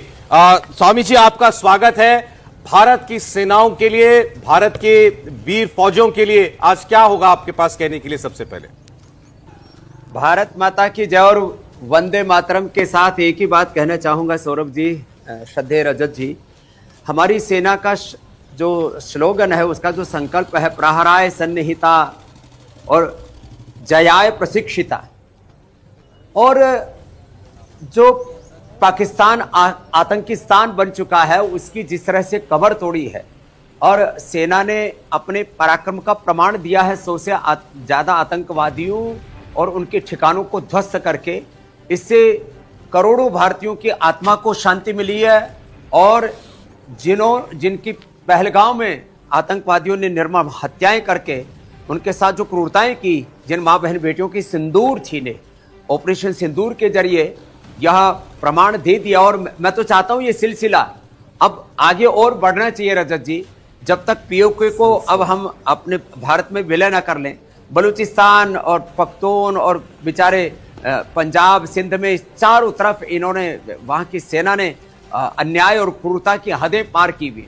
तो अब तो इस पाकिस्तान को पूरी तरह से ऐसा सबक सिखाना चाहिए, इसकी ऐसी कमर तोड़नी चाहिए, क्योंकि इस आतंक के पीछे आतंकवादी तो हैं ही सो हैं, लेकिन वहां की तो सेना भी एक तरह से आतंकवादियों के तरह से काम करती है। तो उसकी भी पूरी कमर तोड़ देनी चाहिए रजत जी इस बार। तो ये स्वामी जी, जो हमारे यहाँ बार स्टूडियो में जो आर्मी के, नेवी के, एयरफोर्स के जो बड़े अधिकारी हैं, जिन्होंने बड़े बड़े वॉर देखी है, जंग देखी है, जो पाकिस्तान को, आतंकवाद को अच्छी तरह पहचानते हैं, उनका यह कहना है कि ये सिर्फ शुरुआत है। जो बात आप कह रहे हैं उसका वो आश्वासन दे रहे हैं कि जो ऑपरेशन हमने देखा है, ये इतना प्रिसाइज, इतना प्रोफेशनल और इतना पराक्रम से भरा था, इसने पूरी दुनिया को यह बता दिया कि ये सिर्फ एक शुरुआत है, और जब तक आतंकवाद की कमर टूट नहीं जाएगी, ये ऑपरेशन होता रहेगा। ऐसा ही होना ही चाहिए, यही करोड़ों भारतीयों की अपेक्षा है और यही भारत का सामर्थ्य है। आज भारत किसी भी देश से कम नहीं है, ना अमेरिका से कम है, ना इजराइल से कम है, ना वो चाइना से कम है, और ना वो रसिया से कम है। हमारी सेनाएं, युद्ध की हमारी सामग्री, हमारे सैनिकों का पराक्रम और उनकी युद्ध नीति, हमारी रणनीति, हमारी विदेश नीति, आज किसी भी तरह से हमारी सैन्य शक्ति, हमारी आर्थिक शक्ति कहीं कमजोर नहीं है। पाकिस्तान वो तो एक भिखमंगा जैसा देश है, जो लाखों करोड़ के कर्ज के तले दबा है, जिसको कोई भीख भी देने के लिए तैयार नहीं है। आज पूरी दुनिया भारत के साथ खड़ी होगी और दो चार कुछ छुटभइये देश खड़े भी होंगे तो उनसे भी निपटने के लिए भारत सक्षम है। ये आज आप भी जानते हैं, हम भी जानते हैं, और ये पूरा देश का समर्थन है पूरी सरकार को। और ये भी एक अच्छी बात है कि इस समय कम से कम, ठीक है, कुछ तो छुटभइये लोग, छुटभइये नेता कुछ बकवास करते हो, लेकिन कम से कम राजनीतिक तौर पर सारा देश एक बात तो कह ही रहा है, सारी राजनीतिक पार्टियां भी, हम मोदी जी के साथ हैं। नहीं, ये पहली बार स्वामी जी मैंने देखा इतने इतिहास में पहली बार पूरा देश प्रधानमंत्री मोदी के साथ खड़ा है। और नरेंद्र मोदी ने भी ये दिखाया कि उन्हीं में इतनी हिम्मत है, क्योंकि हमारी फौज की कैपेबिलिटी तो पहले भी थी, हमारी फौज की वीरता तो पहले भी थी, पहले छूट नहीं दी जाती थी। प्रधानमंत्री ने तीनों फोर्सेस को खुली छूट दी, इस मामले आप में जैसा चाहें ऑपरेशन करें, तो ये बड़ी बात है। सेना को जल, थल और नभ तीनों के तीनों सेनाओं के लिए मोदी जी ने उनके पराक्रम के लिए, उनकी वीरता के लिए, उनके शौर्य के लिए, जो मैंने कहा ना, प्रहराय प्रशिक्षिता जयाय, प्रहराय सन्निहिता जयाय प्रशिक्षिता वाला जो पूरा उनका संकल्प हो, उसकी पूर्ति हेतु उनको खुली छूट दी है, और ये होना भी चाहिए। हाँ, उसकी रणनीति पहले बनाई गई, कोई हड़बड़ी तड़बड़ी में कोई काम नहीं किया गया, लेकिन ये बात एकदम पक्की है कि देश की आंतरिक सुरक्षा के लिए हमारे पास में एक बहुत ही पराक्रमी गृह मंत्री अमित शाह जी हैं, और पूरे राष्ट्र की सुरक्षा के लिए एक राष्ट्रीय नहीं वैश्विक नेतृत्व वाले एक ऐसे पराक्रमी प्रधानमंत्री हमारे देश के पास है। पराक्रमी सेनाएं, जल थल नभ के चारों तरफ हमारी सेनाओं का जो शौर्य, वीरता, पराक्रम हो पूरी दुनिया देखेगी। और अब ये दिखना ही चाहिए कि भारत का सामर्थ्य और भारत की वीरता, पराक्रम अब पूरी दुनिया को दिखाई देना चाहिए। किसी भी तरह से हमें अब पीछे हटने की जरूरत नहीं है मेरे भाई, ऐसे ही लग रहा है रजत जी। मैं एक और बात आपको बता दूं कि जो आर्म फोर्सेस के एक्सपर्ट्स हमारे साथ स्टूडियो में हैं, उन्होंने बताया कि जिन जगहों को टारगेट किया, ये वाकई में आतंकवाद के बहुत बड़े केंद्र थे। ये वो जगहें थी जिन्हें पाकिस्तान की एयरफोर्स का डिफेंस सिस्टम पूरी तरह से प्रोटेक्शन दे रहा था। ये वो जगहें थी जहां पर कैंटोनमेंट पास में थे और आतंकवाद की फैक्ट्रियां थी यहां पर। उन जगहों को प्रिसाइजली मिसाइल के जरिए, ड्रोन के जरिए डिस्ट्रॉय किया गया है, किसी सिविलियन को नुकसान नहीं हुआ। यह इस ऑपरेशन की बहुत बड़ी बात है। ये बहुत बड़ी बात है और ये हमारी सेनाओं की दक्षता भी है इसमें। और अभी और उन्होंने जो, जैसे आपने बताया, हमारे सभी उनको हम सलाम सैल्यूट करते हैं, उनको प्रणाम करते हैं, जिनके पराक्रम की देश ने पहले भी देखे हैं। ऐसे हमारे सेना के योद्धा भी यहाँ पर हैं। आगे भी मुझे लगता है पूरा नक्शा तैयार होगा, क्योंकि पाकिस्तान में तो जगह जगह आतंकियों के अड्डे हैं। कुछ जगह उन्होंने मस्जिदों में भी ये कार्यक्रम चलाया हुआ है, चाहे मस्जिदें हों, चाहे वो जंगल हो, चाहे वो शहर हो, जहां जहां इन्होंने अड्डे बना रखे हैं, वो डी कंपनी हो, इन आतंकियों को पीछे से सपोर्ट करने वाले, इनको फंडिंग करने वाले, इनको प्रशिक्षित करने वाले, माने पूरा सभी दिशाओं से आतंक के ऊपर और आतंकवादियों के ऊपर और जो मैंने कहा ना, आतंकिस्तान बन चुके पाकिस्तान पर, अब सभी दिशाओं से प्रहार होना ही चाहिए मेरे भाई। जी बिल्कुल प्रहार होगा। और बहुत बहुत धन्यवाद आपका हमारे साथ जुड़ने के लिए, अपनी बात कहने के लिए, और आपका बहुत बहुत धन्यवाद। बहुत बहुत प्रणाम। और रजत जी, मैं तो देख रहा हूं यहां बहुत सारे सोशल मीडिया पर पाकिस्तान के वेरीफाइड हैंडल्स जो हैं, जिनमें पत्रकार जो हैं वो पूछ रहे हैं कि हमारी सेना कहां है, हमारी एयरफोर्स कहां है। भारत आया और अब मिसाइल से हमला करके चला गया, 8 घंटे बीत चुके हैं, पाकिस्तान कब जवाब देगा। और वो ये भी लिख रहे हैं कि आप अपनी जनता को बेवकूफ मत बनाइए, ये दावे करके कि हमने इतने प्लेन गिरा दिए, इतने जहाज गिरा दिए, शूट डाउन कर दिया। कहां है उसकी तस्वीरें अगर आपने किया है तो? और ये जो तस्वीरें तो सामने दिखाई दे रही है जो भारत ने किया। जी बिल्कुल, ये तो, और यही तस्वीरें भी ज्यादातर पाकिस्तानी खुद बना करके उन्होंने डाली हैं। ये आप देख रहे हैं, जैसे मुरीद के का कैंप है, लश्कर का हेडक्वार्टर है, वो पूरी इमारत ध्वस्त जो है इसमें साफ दिखाई दे रही है। बहावलपुर में जैश ए मोहम्मद का हेडक्वार्टर वो पूरी तरीके से ध्वस्त दिखाई दे रहा है। 24 मिसाइलों से हमला हुआ, ये तो पाकिस्तान खुद एडमिट कर रहा है, स्वयं बोल रहा है पाकिस्तान की 24 मिसाइलों से हमला हुआ। भारत ने इतनी जानकारी नहीं दी है। भारत ने तो अभी कुछ कहा ही नहीं। बिल्कुल। वो तो 10 बजे प्रेस कॉन्फ्रेंस होगी तो बताएंगे, मुझे मालूम नहीं कितना बताएंगे, लेकिन पाकिस्तान ने सब बता दिया कि कहां कहां पिटाई हुई, कहां कहां मिसाइल फेंके गए, कहां ड्रोन से अटैक हुआ, कहां कहां बर्बादी हुई, कितने लोग मरे। ये सारा का सारा कच्चा चिट्ठा पाकिस्तान ने खुद ही खोल के रख दिया है। मेयर कमांडर साहब, क्या इतनी इंफॉर्मेशन आपको लगता है 10 बजे प्रेस कॉन्फ्रेंस होगी, कितनी मिसाइल थी, कौन से तरीके का मिसाइल थी जो इस्तेमाल हुआ, ये दी जाए? देखिए, ज्यादातर तो वो ओवरऑल पिक्चर बताएंगे कि भारत ने रिस्पांस दिया है। जो इतनी बड़ी घटना हुई थी भारत के अंदर, उसका जो रिस्पांस हम पहले से कह रहे थे कि हम उनको नहीं छोड़ेंगे जो पाकिस्तान के अंदर है, तो ये बात जरूर कही जाएगी। पहलगांव के बारे में बताया जाएगा, अटैक के बारे में बताया जाएगा, यह भी बताया जाएगा कि कौन से टारगेट सिस्टम्स को हिट किया गया है, और हो सकता है कि वो ये बता दें कि हमने मिसाइल्स और ड्रोन्स का इस्तेमाल किया है। लेकिन एग्जैक्ट कौन से जहाज ने और कौन सी मिसाइल ने कौन सा टारगेट सिस्टम अटैक किया है, यह नहीं बताया जाएगा जहां तक मुझे लगता है। और यह भी नहीं बताया जाएगा कि कौन से पायलट्स या फिर कौन सी स्क्वाड्स इसमें इन्वॉल्व थी। लेकिन जरूर हमको मैसेज पाकिस्तान को दिया जाएगा कि देखिए, ये एस्केलेटरी लैडर का हमारी तरफ से एक ही स्टेप है, अगर इसका आप रिस्पॉन्ड करते हैं तो हम उसका रिस्पांस भी बहुत ही स्ट्रांग देंगे। और अब पाकिस्तान के पास क्या मुश्किल आ रही है कि क्या विडंबना आ रही है कि मैं टारगेट चूज करूं तो क्या चूज करूं। तो आपको क्या लगता है कि वो कोशिश करेगा तो किसको हिट करने की कोशिश करेगा? देखिए, उसके पास कोई टारगेट सिस्टम ही नहीं है। हम तो बलूचिस्तान लिबरेशन आर्मी या फ्रंट के लोगों को ट्रेन नहीं करते, हम तो तहरीके तालिबान पाकिस्तान को ट्रेन नहीं करते। हमारे मंदिरों में तो सिर्फ भगवान की पूजा की जाती है, हमारे गुरुद्वारों में तो सिर्फ पूजा की जाती है। तो वो किधर जाएंगे? हमारे पास कोई मदरसे नहीं है जहां पे पाकिस्तान के जो टेरर एलिमेंट्स उनकी ट्रेनिंग की जाए। तो उनके पास क्या वजूद रह जाता है? उनके पास सिर्फ दो ही विकल्प रह जाते हैं, या तो उनके बॉम्ब, जैसे पिछली बार बालाकोट के जब ब्रिगेड हेडक्वार्टर्स के बाहर उन्होंने कुछ गिरा दिए थे, क्योंकि करेंगे तो जरूर वो। ये पाकिस्तान के फितरत में है कि जवाब देना, वो ये दिखाना चाहते हैं कि वो मुगल रूल के लोग हैं, उनका रिस्पांस करना बहुत ही जरूरी है, तो करेंगे जरूर। लेकिन किस टारगेट पे करेंगे, यही चीज अभी उनके लीडर्स को भी तकलीफ दे रही है, यही चीज उनके पॉलिटिकल लीडर्स और मिलिट्री जनरल्स को तकलीफ दे रही है। करेंगे, अगर सिविलियंस पे अटैक किया उन्होंने तो उसका भी रिस्पांस दिया जाएगा, अगर मिलिट्री टारगेट सिस्टम्स पे अटैक किया तो उसका भी रिस्पांस दिया जाएगा। पर मुझे नहीं लगता कि मिलिट्री टारगेट सिस्टम्स को टारगेट करें। लेकिन एक बात तो पक्की है, वो जो दावे कर रहे थे कि हमारा एयर डिफेंस सिस्टम इतना स्ट्रांग है कि हम यहां पर किसी को, परिंदे को पर भी नहीं मारने देंगे, वो सिस्टम फेल हो गया, ये तो उनको एडमिट करना पड़ेगा।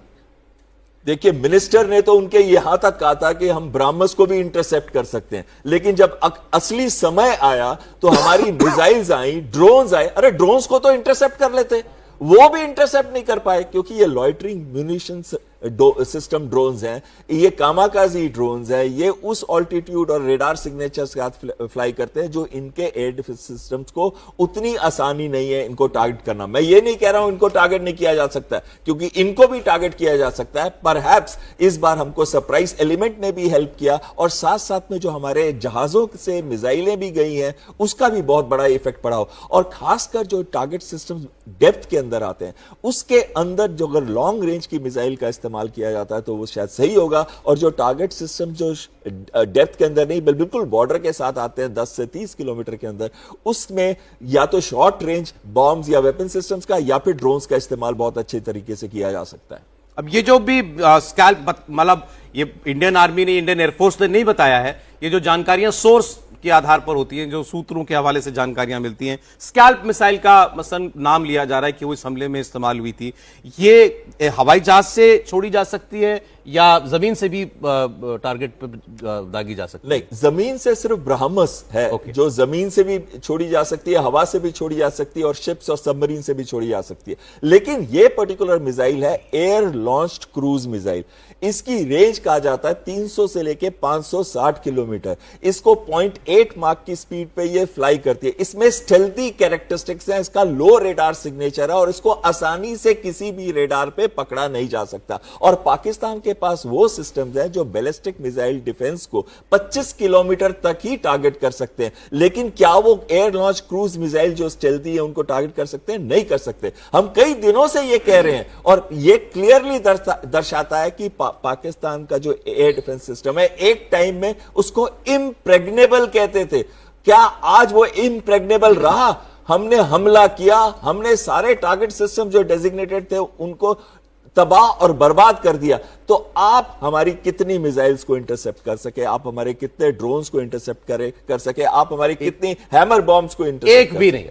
अगर वो खुद कह रहा है 24 मिसाइल आई तो एक मिसाइल भी वो इंटरसेप्ट नहीं कर पाया। जी सौरभ, मैं आपको बताना चाहूंगा, अगर आपको याद हो प्रधानमंत्री का स्टेटमेंट था कि जो हमने बालाकोट में किया और वो हमें मिराज भेजने पड़े अंदर और वहां जाके स्ट्राइक किया, अगर उस समय हमारे पास रफाइल होते तो हमको लाइन ऑफ कंट्रोल को भी क्रॉस ना करना पड़ता। जी स्टेटमेंट याद है? आज के दिन में हमारे पास रफाइल है और थोड़े दिन पहले, 3-4 दिन पहले की बात है, जब पाकिस्तानी ने बोला साहब J&K में रफाइल 4 आए थे और हमने उनको लॉक किया और वो डर के भाग गए। जी अभी आपको मालूम होना चाहिए कि हमारी जितनी एयर एक्टिविटी हुई है अलोंग दी बॉर्डर, वो किसके लिए की गई है? दुश्मन के रडार सिग्नेचर्स को पकड़ने के लिए, उनकी फ्रीक्वेंसी जानने के लिए, उनके ग्रे जोन जानने के लिए, और वो इस पूरी प्लानिंग के अंदर शामिल है। अगर आज के दिन में वो हमको इंटरसेप्ट नहीं कर पाया, हो सकता कि हमने उनके रडार जैम करे हो, उनको हमने फॉल्स सिग्नेचर दिया हो, और ये सारी कार्रवाई उसी दिन से चालू हो गई थी जब से इन्होंने 22 तारीख का जो हमला किया पहलगाम में, और हमारी फोर्सेस उस समय से इसका पूरा जो एक कहते हैं मैपिंग कर रहे थे, इसका कौन सा डिवीजन कहाँ मूव कर गया, कौन सा हमारा डिवीजन कहाँ गया, कौन सी फॉर्मेशन मुल्तान से यहाँ कोयटा की तरफ से नीचे को आई, ये सारी जानकारी हमारे पास है। और इसी कॉम्बिनेशन के साथ जो आज का ये हमला अंजाम दिया गया है, इसके अंदर टेक्नोलॉजी का इस्तेमाल, इलेक्ट्रॉनिक वॉरफेयर का इस्तेमाल, जैमर्स का इस्तेमाल करके इनको ब्लाइंड करके मारा गया है। और आगे अगर कोई और जुर्रत करेंगे, इनकी आंखें भी निकाल दी जाएंगी। और ये मैं पहले भी बता चुका हूँ, ये चेतावनी दे रहा हूँ मैं पाकिस्तान की गवर्नमेंट को, पाकिस्तान की फौज को, अगर आप कोई मैड डॉग एक्शन करेंगे उसका बहुत बड़ा खामियाजा आपको भुगतना पड़ेगा। हमने टेररिस्ट टारगेट को स्ट्राइक किया है। अगर आप कोई रिटेलिएटरी करके अपनी आवाम को बताना चाहेंगे आपने कोई भी हमारा मिलिट्री टारगेट हिट कर दिया, आप ये मान के चलें आपको तुरंत एक ऐसा जवाब मिलेगा, आप उसको दोबारा सह नहीं पाएंगे। और अगर आप और बढ़ाना चाहेंगे, आपका पानी बंद, आपकी इंटरनेशनल बॉर्डर को हम नहीं मानेंगे, और लाइन ऑफ कंट्रोल के ऊपर तो आपने सीज फायर ऑलरेडी तोड़ गया है। वहां से बलूच मारेंगे, उधर से खैबर पख्तूनवा में आपको टीटीपी मारेगा, उधर में सिंध में एजिटेशन चालू हो रही है, और यहां से जो आपका ईस्टर्न बॉर्डर है भारतीय फौज आपको दौड़ा दौड़ा के मारेगी। इन्होंने एक बहुत इंपॉर्टेंट बात कही थी जिसे कहते हैं electronic intelligence and electronic surveillance measures. इन्होंने कहा था जब भी वॉर या युद्ध करना होता है उससे पहले कई मिशंस बॉर्डर के पास फ्लाई किए जाते हैं ताकि उनके रेडार्स को एमिट करना फोर्सिबली करना पड़ता है ऑपरेशनल फ्रीक्वेंसीज के अंदर। जब वो एमिट करते हैं तो उसके पूरी इलेक्ट्रॉनिक पिक्चर सिग्नल्स इंटेलिजेंस में बनाई जाती है, और उस इलेक्ट्रॉनिक पिक्चर का इस्तेमाल करते हुए क्या इलेक्ट्रॉनिक वॉरफेयर सिस्टम्स हैं जो उसको काउंटर कर सके या जैम कर सके, हो सकता है कि उसका भी इस्तेमाल इस बार किया गया हो स्ट्राइक्स के साथ। ये सारी जानकारियां 10 बजे उम्मीद करते हैं मिलेंगी हमको। भारतीय सेना की जब प्रेस कॉन्फ्रेंस होगी, ऑफिशियल प्रेस कॉन्फ्रेंस में बताया जाएगा कौन टारगेट्स थे, कितने टारगेट थे। 9 अभी आज जानकारी आई है, और कितनी मिसाइल्स का इस्तेमाल जो है इसमें हुआ है। और प्राइम मिनिस्टर मोदी इस पूरे ऑपरेशन को देखकर मॉनिटर कर रहे थे वॉर रूम में अपने। ये जानकारी भी हम आपको दे रहे हैं। साथ ही इस ऑपरेशन का नाम ऑपरेशन सिंदूर, ये भी प्रधानमंत्री का सुझाया हुआ नाम था। तो वो पल पल इस ऑपरेशन के साथ जुड़े हुए थे। और आप देखिए पाकिस्तान को चकमा देने के लिए, अंधेरे में रखने के लिए कैसे किया गया कि हमारे यहां पर आज मॉक ड्रिल होनी थी, सिविल डिफेंस की मॉक ड्रिल होनी थी, अभी भी होगी। जी आज राजस्थान के बॉर्डर पर वहां हमारी एयर एक्सरसाइज होनी थी। तो पूरी दुनिया ये सोचती, पाकिस्तान ये सोचता, जब ये सिविल डिफेंस एक्सरसाइज आज कर रहे हैं, आज एयर एक्सरसाइज अनाउंस की है तो आज थोड़ी हमला कर देगा। और वही हुआ, उस धोखे में शायद वो रहा, इसलिए उसके एयर डिफेंसेस ने बिल्कुल काम नहीं किया। और ये भी जो रणनीति है उसका एक हिस्सा होता है कि दूसरे को डिफ्लेक्ट किया जाए, दूसरी दिशा में सोचने के लिए मजबूर किया जाए। और ये तो खैर पाकिस्तान की आर्मी की बेवकूफ़ी भी कि वो इस झांसे में आ गए। देखिए रजत, ऐसा है कि हमने बोल के मारा है, हमने बोल के मारा हम आएंगे, और वो उसकी तैयारी करके बैठा था। लगातार उसने सारा कुछ, जिसको बोलते हैं हेडलेस चिकन, वो गर्दन काट दो तो चिकन फड़फड़ा के भागता है, उस प्रकार से पूरी पाकिस्तान की फौज, उसका सारे अदारे भाग रहे थे। तब मैं दूसरी एक और तस्वीर दिखा देता हूं। मैं आपने मुरीदके की तस्वीर देखी थी, अब बहावलपुर की तस्वीर देखिए। ये देखिए पूरी इमारत ही फ्लैट हो गई है, ये हेडक्वार्टर ध्वस्त हो गया है, और एरिया देखिए जरा कितना बड़ा है। इसलिए बहावलपुर में 4 मिसाइल्स का इस्तेमाल हुआ, ऐसा वहां के लोग ही क्लेम कर रहे हैं। और इसमें एक हिस्सा आपको दिखाई दे रहा है पूरी तरीके से ध्वस्त। जी, पिछली बार बालाकोट में ये प्रश्न उठाया जा रहा था कि नहीं, हमारे बॉम्ब कोई 1-1.5 किलोमीटर दूर गिरे हैं, फॉरेस्ट के अंदर गिरे, जंगलों में गिरे, प्रूफ दिखा रहे थे गड्ढे खोद के। लेकिन ये तो प्रूफ है बिल्कुल आंखों के सामने आपकी, कैसे बिल्डिंग्स बिल्कुल तहस नहस हो चुकी है, और अंदर कितने जो भी लोग होंगे उनका क्या बचा होगा, बिल्कुल क्लियर। हम बोलते हैं ये बहावलपुर जैसे मोहम्मद का हेडक्वार्टर है ये। सॉरी, ये जो ब्रह्मोस मिसाइल है, इसका सर्कुलर एरर ऑफ प्रोबेबिलिटी, हम इसको CEP बोलते हैं, वो है 3 मीटर। तो आप समझ सकते हैं, अगर ये विजुअल हमारे सामने आ रहा है, इसके साथ भी एक बिल्डिंग है, वो बिल्डिंग खड़ी हुई है, और ये वाली बिल्डिंग को टारगेट किया। इसका मतलब स्पेसिफिक कोऑर्डिनेट्स हमारे पास थे कि इस बिल्डिंग में टेररिस्ट हैं, और यहीं पर ही मिसाइल आई है। और जैसे मैंने CEP के बारे में बताया कि 3 मीटर दाएं या बाएं, ये जो इतनी एक्यूरेट है ये मिसाइल, और इसका पेलोड 500 किलो का बम होता है, ये जो पेलोड होता है इस मिसाइल में। तो आप समझ सकते हैं कि अगर 4 मिसाइल्स भी इस एरिया में आती, जैसे आपने इस पाकिस्तान ने कबूल किया है कि 5-6 मिसाइल्स हर एक टारगेट पे लगी हैं, तो उस अगर हिसाब से हम चलेंगे तो ये इस बिल्डिंग की जो हालत हमको दिखाई दे रही है, ये जस्टिफाई करती है कि जो वेपन सिस्टम हमने सेलेक्ट किया ये अपने टारगेट्स के लिए, वो बहुत ही डेलिब्रेट था। और वो जो है लेकिन जनरल साहब, मुझसे ज्यादा सुकून तो आप लोगों को मिल रहा होगा। दुनिया, मतलब हम पूछते थे ये सवाल कि भारत इतनी बड़ी शक्ति है, यही देखने के लिए लोग जो हैं तरस गए थे कि क्यों नहीं आप सीधे लश्कर तैयबा के हेडक्वार्टर पर बम गिराते। लेकिन दर्शकों को यह समझना चाहिए एक बात फिर से कि अगर 4 मिसाइल फायर हुई तो आसपास की बिल्डिंग्स इंटैक्ट हैं, उनकी तो सफेदी भी नहीं बिल्कुल बिगड़ी है। तो ये कैसे पॉसिबल है, कैसे होता है? मिनिमम कोलेटरल डैमेज कहते हैं इसको। मतलब जब भी हम प्रिसिजन वेपन का इस्तेमाल करते हैं, प्रिसिजन गाइडेड म्यूनिशन का इस्तेमाल करते हैं, तो वो बिल्कुल एक्यूरेटली 1 to 3 मीटर्स के अंदर ही हिट करता है। उसका उतना ब्लास्ट रेडियस होता है ताकि आसपास की बिल्डिंग्स भी इफेक्ट ना कर सके। अभी ऐसा कि जो टारगेट सिलेक्ट किया गया है, ऐड करूं मैं? हाँ, कॉमन मैन कैसे उसको समझ पाए, ये जरूरी है। देखिए, ये जो चीजें हम डिस्कस कर रहे हैं, मोटे तौर पे क्या होता है और कैसे टारगेटिंग होता है, and post target damage analysis कर रहे हैं हम लोग। अब इतने ज़्यादा हैं, 8 फिगर ग्रेड रेफरेंस में आपके सारे मिसाइल्स को पहले से आर्म्ड होता है। जैसे हमने यहाँ पर भावलपुर के इस मदरसे को मारना है, तो वो नहीं कि लास्ट मिनट में आप उसको लगा करके फिर उसको आप जाते हैं मिशंस में।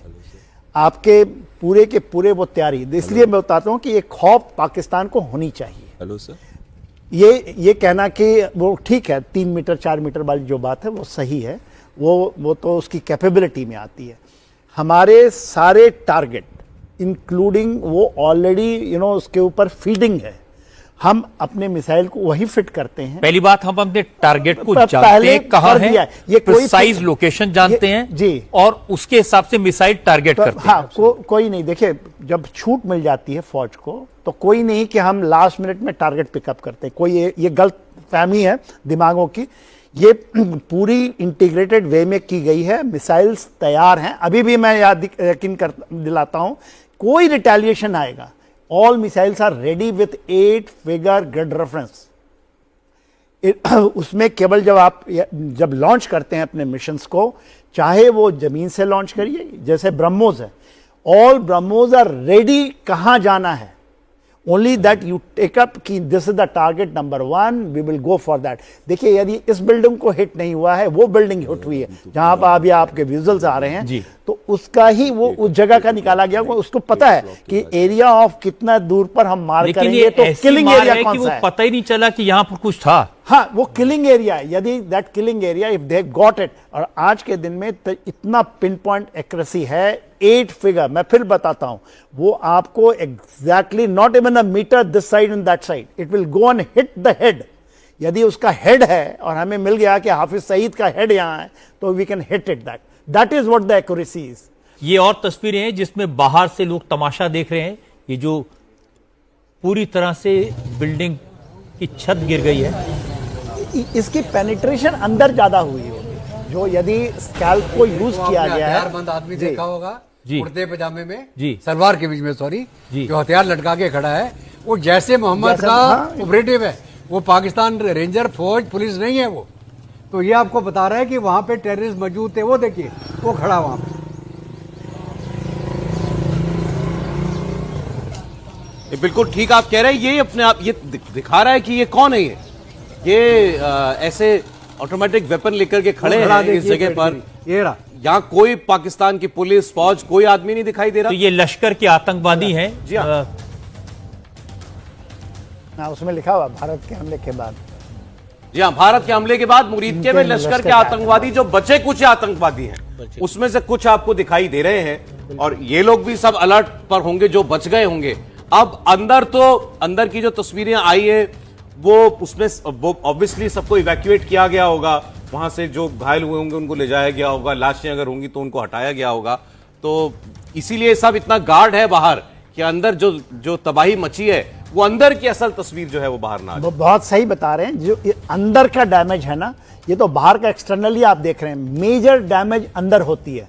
स्कैल्प जब फायर होता है तो अंदर की तरफ, और इसी में लोग ज्यादा मारे जाते हैं, जान नाल की क्षति होती है उसमें। वो हमने देखा ना सर, एक जगह तो जैश ए मोहम्मद वाला जो है बहावलपुर का, छत ही गिर गई है जी, बड़े हिस्से की छत ही नीचे गिर गई, जो रहा होगा उसमें वो दब गया होगा। ये हमले जो हैं बहुत घातक हमले हुए हैं। ये 2 तस्वीरें अपने आप में बताने के लिए काफी। लश्कर तैयबा और मुरीदके की तस्वीरें। मैं CNN पर देख रहा था, उनके रिपोर्टर बता रहे हैं कि उनकी लोकल्स से बात हुई है, खासकर मुरीदके कैंप में तबाही मची है।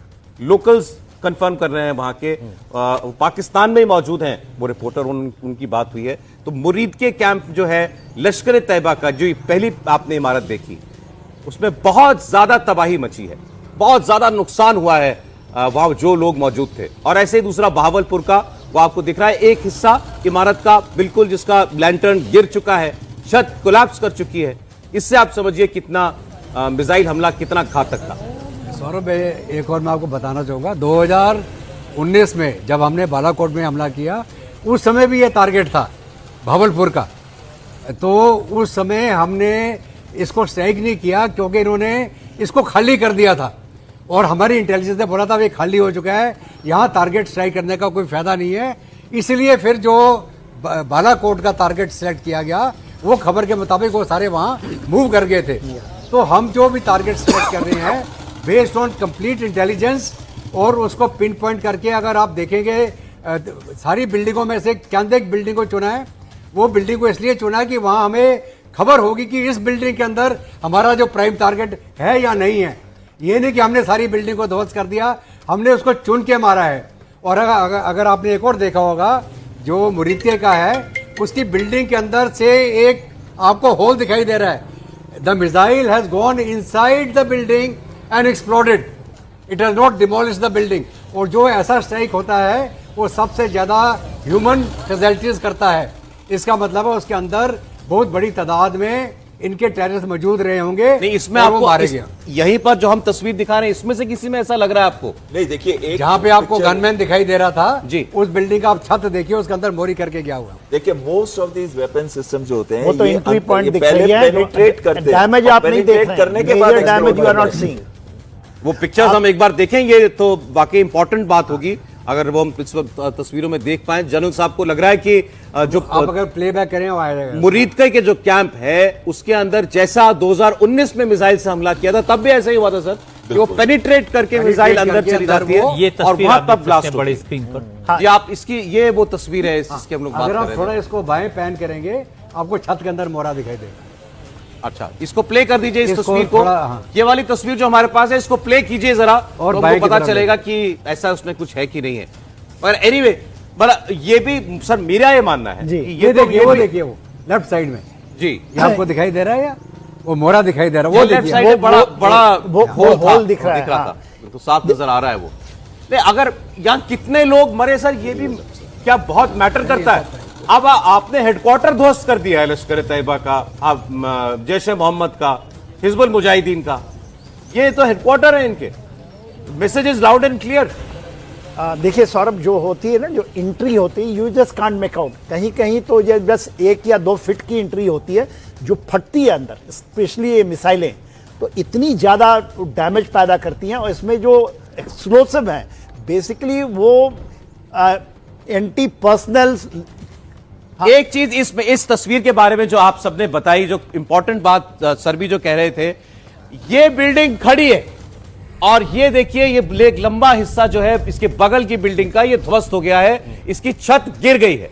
अब हमारे एक्सपर्ट्स आपको ये बता रहे हैं ये अटैक इतना प्रिसाइज था, ये बिल्डिंग इसलिए खड़ी इसलिए क्योंकि हमने इसको अटैक नहीं किया, ये हमारे निशाने पर थी ही नहीं, हम गिराना ही ये हिस्सा चाहते थे, बिल्कुल इसीलिए सही। इसके कोऑर्डिनेट्स थे हमारे पास। इसको देखिए, अगर आप इस एरिया को अगर उसको स्टिल करके हम रख सके तो आपको वो दिखेगा होल। ये देखिए, ये दिखेगा आपको क्लियरली। और इसको जो जब भी मिसाइल आती है वो एकदम एक्सप्लोड नहीं करती जाती टच करते, वो क्या करती है, पेनिट्रेट करती है और उसका एक डिले फ्यूज होता है, उसके बाद जाके एक्सप्लोड करती है। जो ग्राउंड के अंदर पूरे सिस्टम्स हैं, अगर लोग सो रहे हैं वहां पे या कोई भी इंफ्रास्ट्रक्चर है या उनके कोई वेपन सिस्टम्स है या डिपोज है, तो वो पूरा का पूरा जब अंदर जाके हिट करके एक्सप्लोड करती है तो पूरा तबाह और बर्बाद कर देती है। लेकिन हमको बाहर से लगता है कि काफी डैमेज तो हुआ है, लेकिन उतना क्या हुआ है कि नहीं हुआ, ये क्लियरली दर्शाता है कि ये कितनी एक्यूरेट मिसाइल थी। ये क्लियरली दर्शाता है कि इसने पेनिट्रेट किया है और फिर एक्सप्लोड किया है। और जिस हिसाब से ये बिल्डिंग ढह जाती है ये क्लियरली दर्शाती है कि उसका अटैक बहुत ही सक्सेसफुल हुआ। और साथ में आसपास की जो बिल्डिंग्स आप ये देखिए कितनी साथ है, ये जो मॉस्क है ये कितना पास में है, ये मॉस्क होगा या मदरसा होगा, ये इसको बिल्कुल भी खरोच भी नहीं आई, इतना एक्यूरेट हमारे अटैक्स थे।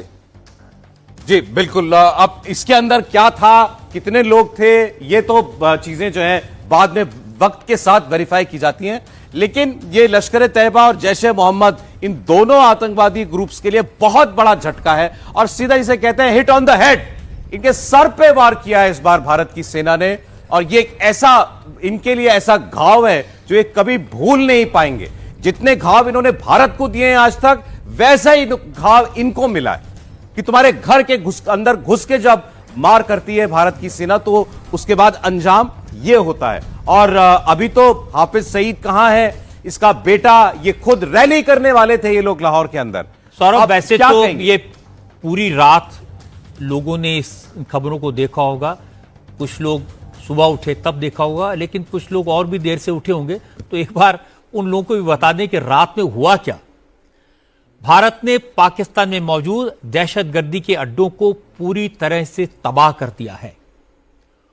ऑपरेशन सिंदूर के तहत हमारी आर्मी, हमारी एयरफोर्स और हमारी नेवी ने पहलगाम के आतंकवादी हमले का बदला ले लिया है। जिन दहशतगर्दों ने पहलगाम में हमारी बहन बेटियों का सिंदूर उजाड़ा था, आज हमारी सेना ने उन दहशतगर्दों के ठिकानों को मिट्टी में मिला दिया। इस ऑपरेशन को प्रधानमंत्री नरेंद्र मोदी मॉनिटर कर रहे थे। मोदी ने इसे ऑपरेशन सिंदूर का नाम दिया था और इस ऑपरेशन के बाद पहलगाम के आतंकी हमले का शिकार हुए शुभम द्विवेदी की वाइफ ऐशन्या ने कहा कि आज उनके दिल को ठंडक पहुंची है। आज 15 दिन के बाद वो पहली बार सो पाएंगी। आज शुभम की आत्मा को शांति मिलेगी। एक और बड़ी बात, पाकिस्तान ने मान लिया कि भारत ने 6 जगहों पर 24 मिसाइल अटैक किए, जिनमें 8 पाकिस्तानियों की मौत हुई।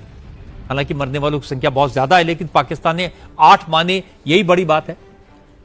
पाकिस्तान से जो तस्वीरें आ रही हैं, पाकिस्तान के लोग जो दावा कर रहे हैं, उनमें कहा जा रहा है कि आज भारत के हमले में 30 से ज्यादा आतंकवादी मारे गए। पाकिस्तानी आर्मी ने माना है कि भारत की तरफ से जैश के हेडक्वार्टर बहावलपुर में 4 मिसाइल फायर की गई। पाकिस्तान ने माना कि जैश का हेडक्वार्टर पूरी तरह से तबाह हो गया है। मुजफ्फराबाद के बिलाल कैंप पर 7 मिसाइल फायर की गई। यह कैंप भी पूरी तरह से बर्बाद हो गया। इसके साथ साथ पाकिस्तानी आर्मी ने माना कि मुरीदके में लश्कर के हेडक्वार्टर पर 4 मिसाइल गिरी। सियालकोट के कोटली में 2 मिसाइल अटैक हुए और शकरगढ़ में भी 2 मिसाइल गिरी। पता यह लगा कि बहावलपुर में मसूद अजहर के जिस कैंप पर हमला हुआ, उस वक्त मसूद अजहर भी मरकज़े सुहानल्लाह में मौजूद था। जिस वक्त हमारी मिसाइल ने आतंक के इस अड्डे को निशाना बनाया, उस वक्त मसूद अजहर के साथ उसका भाई रऊफ असगर भी था। रऊफ असगर वही शख्स है, आपको याद होगा, जो IC-814 विमान के हाईजैक में शामिल था। इस मिसाइल अटैक में जैश के टेरर कैंप में 60 से ज्यादा आतंकवादी मारे गए हैं।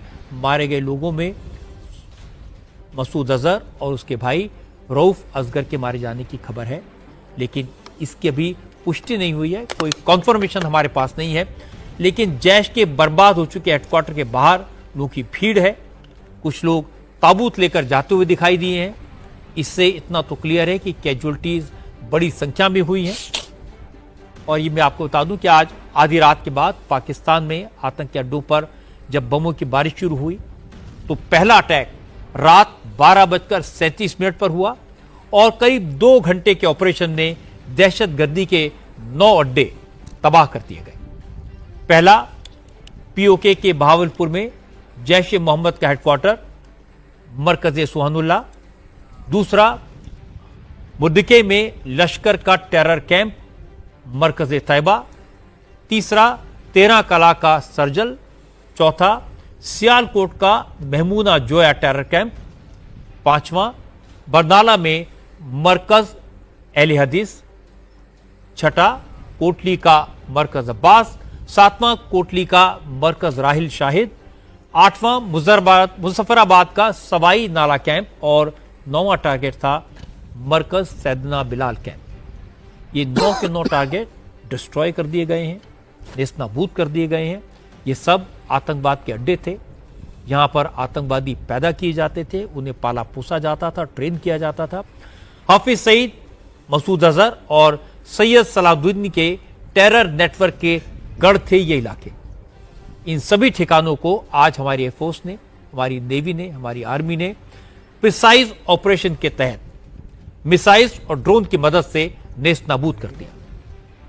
भारत ने दुनिया को बता दिया कि पाकिस्तान के फौजी ठिकानों पर या सिविलियंस इलाकों पर कोई हमला नहीं किया गया, किसी को निशाना नहीं बनाया गया।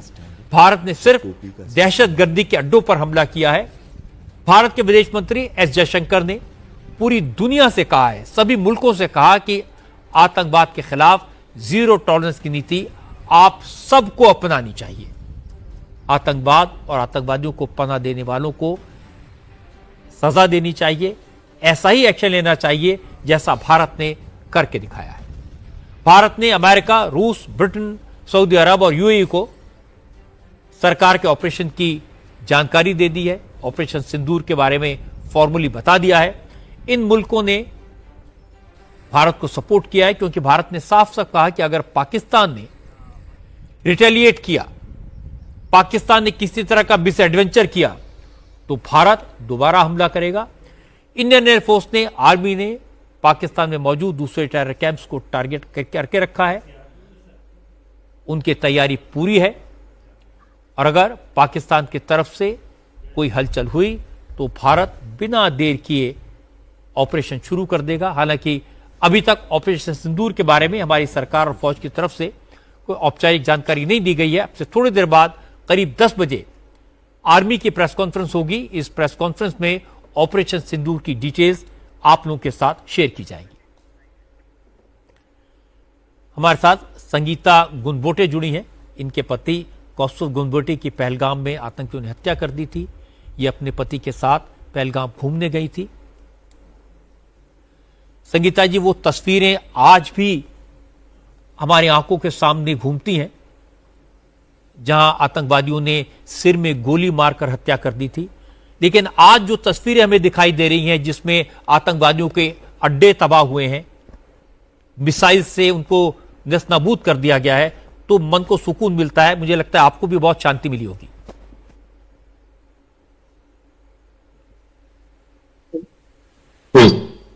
हाँ, हमें भी बहुत शांति मिल रही है उनको मार के और उसको नेस्तनाबूद करके। ऐसा ही करो, बहुत मारो उनको, बिल्कुल कुछ भी बचना नहीं चाहिए। ये बहुत बड़ा हमला है संगीता जी, आप न्यूज देख रही होंगी। कई दशकों के बाद पाकिस्तान में घुस करके इतना डीप अंदर जाके आतंकवाद के अड्डों पर मिसाइल से हमला करना, ये बहुत बड़ी कार्रवाई है जो भारत की सेना ने की है और ये पूरे भारत का दर्द था और उसका अंजाम है जो ये कार्रवाई हमको देखने को मिल रही है। ये हम लोग इसी बात की प्रतीक्षा कर रहे थे कि भारत सरकार कब इस चीज की प्रतिशोध लेगा और भारत सरकार ने आज ये प्रतिशोध ले लिया है। बस हमारा यही निवेदन है कि भारत सरकार से अब ये जो ऑपरेशन भारत सरकार ने स्टार्ट किया है तो इसको बंद न करे और सारे जो आतंकवादी कैंप्स है या जहां से ये आतंकवादी आते हैं उन सारों को निशाना बना के खत्म कर दिया जाए। आप कह रहे हैं ये कैंप्स परमानेंटली खत्म होने चाहिए? परमानेंटली खत्म होने चाहिए, क्योंकि आगे चल के फिर से इन्होंने हमारी तरफ नजर उठा के नहीं देखना चाहिए या इनके दिलों में इतना खौफ हो जाना चाहिए कि भारत के किसी दूसरी सिविलियन पे ये अटैक ना कर पाए या किसी पे भी अटैक ना कर पाए। देखिए, कोशिश तो यही है, भारत ने अपनी तरफ से पाकिस्तान को ये सद्बुद्धि देने की कोशिश की है कि आतंक का रास्ता वो छोड़े। मैं आपके लिए जानकारी के लिए बता रहा हूं, क्योंकि आपको तो हम सबसे ज्यादा आपको ये पता लगना चाहिए कि कार्रवाई कितनी बड़ी है। जो सबसे बड़े आतंकवादी हैं, भारत के दुश्मन जो हैं, हाफिज सईद, मौलाना मसूद अजहर, सैयद सलाउद्दीन, चूंकि हम लोग न्यूज में हैं मैं इसलिए नामों को जानता हूं बहुत नजदीक से। ये सबसे बड़े आतंकवादी हैं भारत के लिहाज से, और आज जहां मिसाइलें गिरी हैं ये इनके हेडक्वार्टर हैं। कभी सोचा नहीं जा सकता था कि ऐसी कार्रवाई भारत करेगा। जब ही हमने यही विनंती की थी, जब जेपी नड्डा साहब आए थे तो उनको यही विनंती की थी कि उन चारों को तो आप पकड़िए, पर उनके जो हेडक्वार्टर्स है, उनको जो हैंडल करते वो या इंस्ट्रक्शन देते, उनको पहले आप खत्म कर दीजिए, ताकि ये फिर से हमको ऐसे दृश्य ना देखने पाए और हम लोग इस मुश्किल घड़ी से ना गुजरे इन आते समय में। तो उन्होंने करके दिखाया है और हमारा विश्वास था कि ये भारत सरकार इसको जवाब देगी, पर हम लोग वेट कर रहे थे कि कब देगी और उन्होंने आज ये दे दिया है। तो सही रूप से आज जो ये 26 शहीद थे उनको श्रद्धांजलि मिली है, ऐसा हमें लग रहा है। आपको कब पता चला कि ये बड़ा ऑपरेशन हो गया है, ऑपरेशन सिंदूर? हमको सुबह करीबन 5 साढ़े 5 बजे पता चला कि ऑपरेशन सिंदूर हुआ है।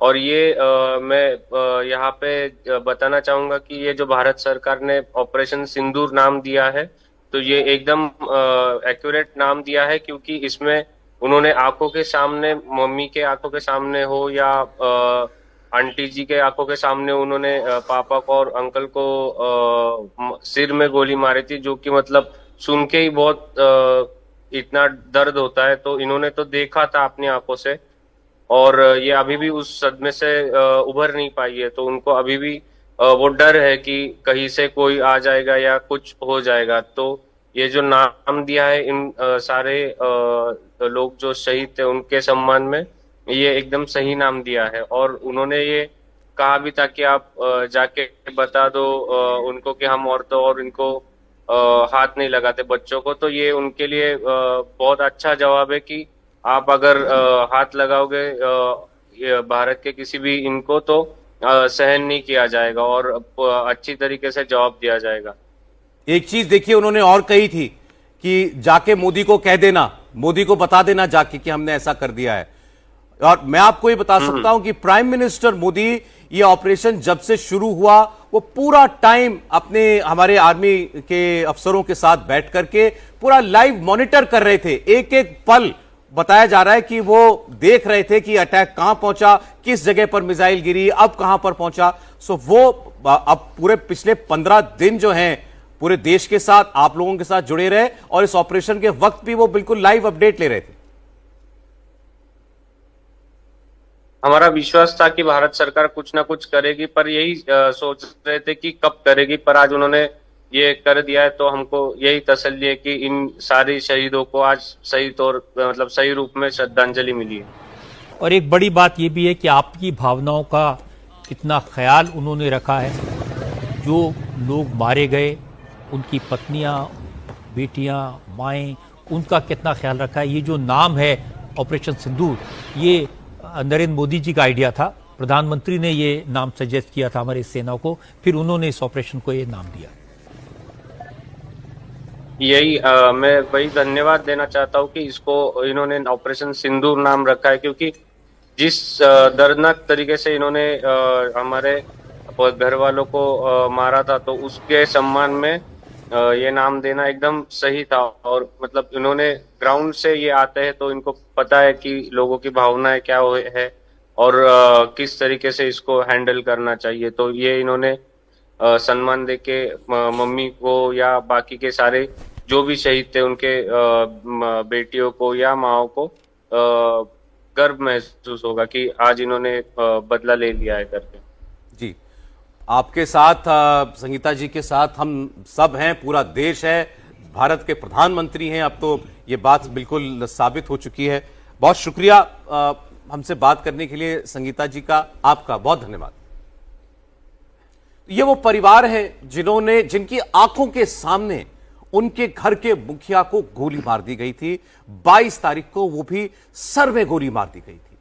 और जब कुछ उस वक्त विवल हो रही महिलाओं ने ये कहा था कि हमको भी गोली मार दो, अब तुमने हमारे पति को गोली मार दी, तो ये कहा था जाके मोदी को बताना तुमको नहीं मारेंगे। और आज मोदी ने क्या किया, पूरी वो जो उन्होंने पूरा ऑपरेशन किया उसमें 3 बातें थी। एक तो पहली बात मजहब, वो पूछ के फिर गोली मारी गई।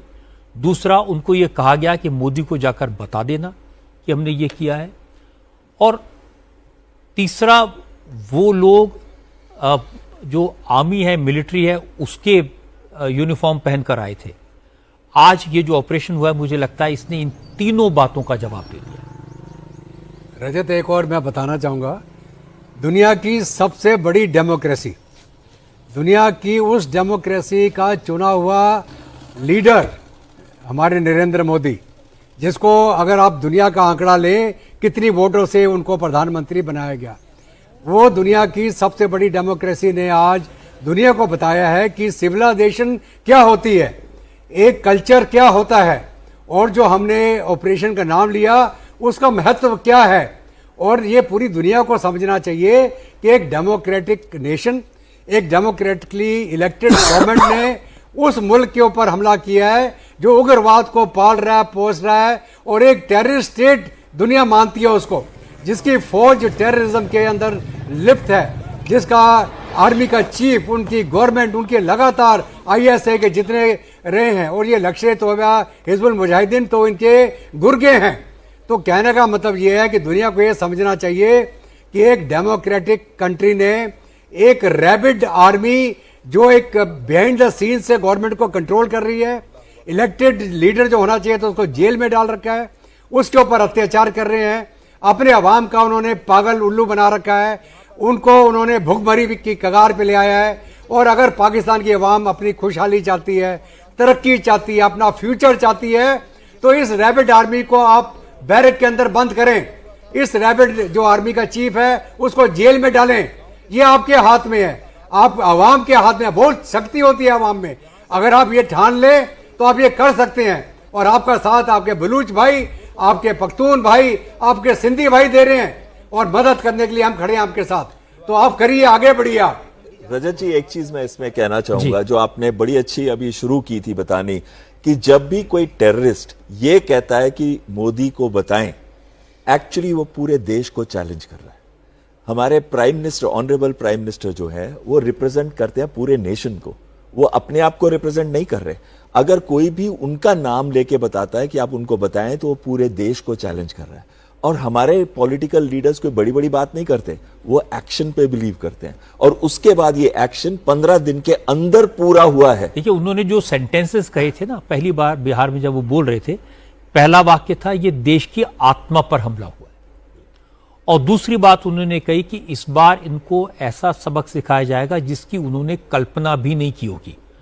और उनके जो शब्द थे उनको प्रिसाइजली, जैसे आर्मी ने अपना प्रिसाइज ऑपरेशन किया है, उसी तरह से उन्होंने भी प्रिसाइजली अपने शब्दों को इंप्लीमेंट करके दिखा दिया है। ये हमारे अस्तित्व पे जी। देखिए, एक चीज जो मैं जोड़ना चाहूंगा, हम लोग इस चीज के ऊपर तो काफी बात कर गए। देखिए, 22 अप्रैल के और 14 अप्रैल को जो उनके आर्मी चीफ हैं आसिम मुनीर ने एक बहुत बड़ी बात कही थी। उन्होंने एक बात कहा था कि जगुलर वेन, कश्मीर हमारा जगुलर वेन है, एंड टू नेशन, दूसरा पॉइंट जो इंपॉर्टेंट कहा था, टू नेशन थ्योरी में there is a divide, Hindu and Muslim he brought. देखिए, किसी ने आज तक पूरे विश्व में भी आप देखेंगे कितने भी जिहादी, they have not brought a very defined way of two nation theory, और हम अलग हैं, और उसका रिट्रीब्यूशन आप 22 तारीख को देखते हैं। और 22 तारीख के हमले में ये तीनों चीजें थी जी, हिंदू, मुसलमान, जगुलर वेन, कश्मीर, और फिर वहां पर जो रिट्रीब्यूशन हुआ, वहां पर यह तक कहा गया, लोगों ने बताया, एक जो बुरी खबर इस वक्त आई है, पीटीआई ने खबर दी है कि पाकिस्तान ने सीज फायर माफ कीजिएगा, पाकिस्तान ने सीज फायर वायलेशन किया है। हमारी फौज ने पाकिस्तान में दहशतगर्दों के अड्डों को तबाह किया, लेकिन इससे बौखलाकर पाकिस्तानी आर्मी ने अनप्रोवोक्ड फायरिंग शुरू की है। सिविलियंस इलाकों में पाकिस्तान की फौज लगातार गोले बरसा रही है, फायरिंग कर रही है। पाकिस्तान की फायरिंग में पुंछ एरिया में 7 बेगुनाह लोगों की मौत हो गई है और करीब 36 लोग घायल हुए हैं। अब जम्मू कश्मीर, पंजाब और राजस्थान के बॉर्डर के आसपास इलाकों में जो आम लोग बसे हुए हैं, उन्हें सुरक्षित जगहों पर पहुंचाया जा रहा है। हालांकि हमारी आर्मी और बीएसएफ के जवान पाकिस्तानी फायरिंग का माकूल जवाब दे रहे हैं।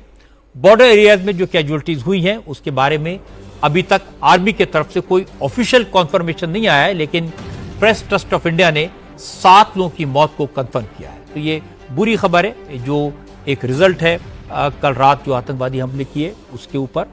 तो 7 लोगों की मौत कंफर्म की है जो बॉर्डर एरिया पर पाकिस्तानी फौज की फायरिंग की वजह से हुई। रजत, मैं कुछ बोलना चाहूँगा यहाँ जी।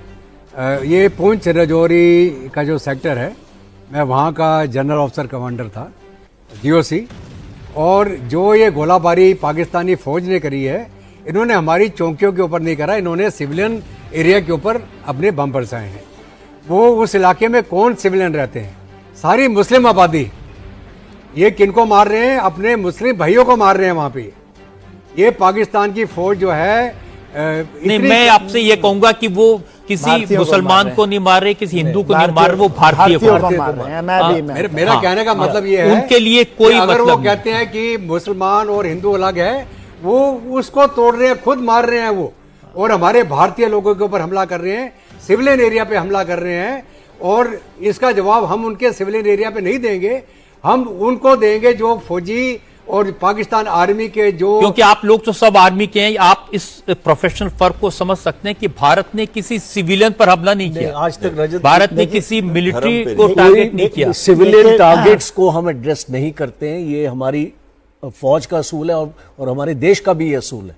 और जो ये पाकिस्तान ने हमला किया, ये एक पाकिस्तान आर्मी की सोच बताता है, एक कायरता बताता है पाकिस्तान आर्मी की, जिस तरीके से डेस्परेशन आ चुका है इनके ऊपर कि हमको वार करना है। और सिविलियन एरियाज में वार करना है। और ये जब वायलेशन अभी हो रहा है सीज फायर का, मुझे ये लगता है अब इसका नेक्स्ट स्टेप भी आएगा, क्योंकि अभी हम एक सिलेक्टेड एरियाज में इनकी फायरिंग अपना देख रहे हैं। अब इसका दायरा भी और आगे अपना बढ़ेगा। और ये जो 2003 की जो हमारी एक इनसे एग्रीमेंट है सीज फायर की, मुझे लगता है अब टाइम आ गया है। अब अब इनके साथ तो किसी एग्रीमेंट का कोई मतलब नहीं। हाँ, मतलब ही नहीं है इस एग्रीमेंट का। इसको आगे ले जाके हमको भी अपना जो इस जवाबी कार्रवाई है वो पाकिस्तान को देनी, क्योंकि हमको ये भी याद रखना चाहिए। हाँ सर, प्रेस कॉन्फ्रेंस का समय बदल गया है। जो सेना की प्रेस कॉन्फ्रेंस 10 बजे होनी थी वो अब 10:30 बजे होगी, तो इसमें थोड़ा सा उससे अंतर आया पहले है। आर्मी और विदेश मंत्रालय की ब्रीफिंग होगी। ठीक, पहली प्रेस कॉन्फ्रेंस जो होगी 10:30 बजे होगी। इसमें बहुत अंतर नहीं है समय का, लेकिन वो एक ऑफिशियली भारत जो है पूरे विश्व को इसकी जानकारी देगा। अभी तो उन्होंने जो ऑफिशियल स्टेटमेंट प्रेस रिलीज के जरिए जानकारी दी है, उससे पहले विदेश मंत्रालय जानकारी देगा कि ये जो ऑपरेशन किया है और उसको पूरी दुनिया का उससे मैसेज गया है और दुनिया से क्या मैसेज, क्या सपोर्ट हमको मिला है। जी जनरल साहब कुछ बोल रहे थे। जो देखिए, एक चीज़ है कि हम कह रहे थे कि पाकिस्तान का रिट्रीब्यूशन क्या होगा, तो अभी हमें उरी और पुंछ के बीच के इलाके में दिखाई दिया है। देखिए, यहाँ मेजर एरिया जो है लिपा वैली की जो पड़ती है, that is very very important, वो हमारे टारगेट पे है। दूसरा, आपने बहुत बड़ी एक खबर बताई रजत जी कि हम जो नीचे का जो राजस्थान का इलाका है वहाँ से लोगों को शिफ्ट कर रहे हैं। तो एक देखिए, ये हम ये कह रहे थे कि शायद पाकिस्तान कुछ ना करे। यदि पाकिस्तान कुछ ना कुछ इंडिकेशंस तो हैं, बैटल इंडिकेटर्स हम इसको कहते हैं, तो बैटल इंडिकेटर्स में इवन राजस्थान के अंदर में, क्योंकि राजस्थान डेजर्ट का इलाका है, खुला इलाका है, तो वहाँ पर वो क्या करना है, वहाँ पर उसने 2 डिवीज़न, एक आर्मर डिवीज़न को मूव किया है। तो क्या हम बड़ी चीज़ को देख रहे हैं? क्योंकि यदि वो करता है तो पाकिस्तान के बुरे दिन का शुरुआत है ये। क्योंकि मैं सोच रहा था कि शायद वो अभी भी ठंडे दिमाग से करे, तो कहीं ना कहीं उसको ना तो ठंडा है उनके पास, ना दिमाग है, कुत्ते ने काटा तो है। इसलिए ये हाँ, तो देखिए, जो हमने अब जिस जनरल मुनीर की तकरीर की आप जिक्र कर रहे थे, और वो तकरीर की तीनों बातें हमने 22 अप्रैल को देखी, और 22 अप्रैल को भी हमला सिविलियंस पर हुआ, निहत्थे लोगों पर हुआ, मजहब पूछ के, पैंट उतार के, नाम पूछकर गोली मारी गई। तो ये सारा का सारा एक ही मानसिकता है, और ये मानसिकता मुझे लगता है कि इसकी रिटेलिएशन में दिखाई देगी, और मुझे पूरा विश्वास है कि हमारी फोर्सेस हैं वो इसके लिए तैयार होंगी पूरी तरह। देखिए रजत, ऐसा कि अगर ये डेजर्ट सेक्टर में कोई फ्रंट खोलता है, डेजर्ट सेक्टर में हमारी वो क्षमता है कि हम पाकिस्तान को 2 हिस्सों में काट सकते हैं। आपने बहुत पहले भी नाम सुना होगा, सिंध एक तरफ है, पंजाब इधर है, सेंटर में एक टारगेट है, मोहम्मद साहब जानते हैं उसको, मैं उसको नेम नहीं करना चाहूँगा। हमारी वो क्षमता है कि पाकिस्तान को हम 2 हिस्से में काट देंगे, लेकिन वो उस हालत में होगा कि जिस टाइम हम पाकिस्तान को पूरी तरह से स्ट्रेटजिकली तबाह कर देना चाहें। और फिर क्या होगा कि वो ऑल आउट वॉर होगा, जिसके अंदर की और भी एस्केलेशन हो सकती है। और मैं दोबारा जेडी वांस के उस स्टेटमेंट पे चला जाऊंगा कि आप इसको रीजनल वॉर के लेवल में मत लेके जाएं। आप उग्रवाद के जो टारगेट है उनको सिलेक्ट करें, उनको बर्बाद करें, और पाकिस्तान को चाहिए कि वो भारत की मदद करे। लेकिन अगर पाकिस्तान इसको और एस्केलेट करेगा तो पाकिस्तान का नुकसान होना बिल्कुल यकीनन है इसके अंदर। और पाकिस्तान की जो तबाही उसके बाद होगी, वो जो न्यूक्लियर थ्रेट की बात करता है वो एक तरफ रह जाएगा, पाकिस्तान का वजूद टोटली खत्म हो जाएगा, सिंध आज़ाद हो जाएगा, बलूचिस्तान आज़ाद हो जाएगा, खैबर पख्तूनवा आज़ाद हो जाएगा, और जो पंजाब इनका बच गया उसका भी शायद कोई ज्यादा नहीं बचेगा। ये जो सिविलियंस पर अटैक किए हैं, इसको किस बात का इंडिकेशन आप मानते हैं? ये जो सिविलियंस के ऊपर अटैक हुआ है, इसको मुझे लगता है कि जो इनको अभी पाकिस्तान से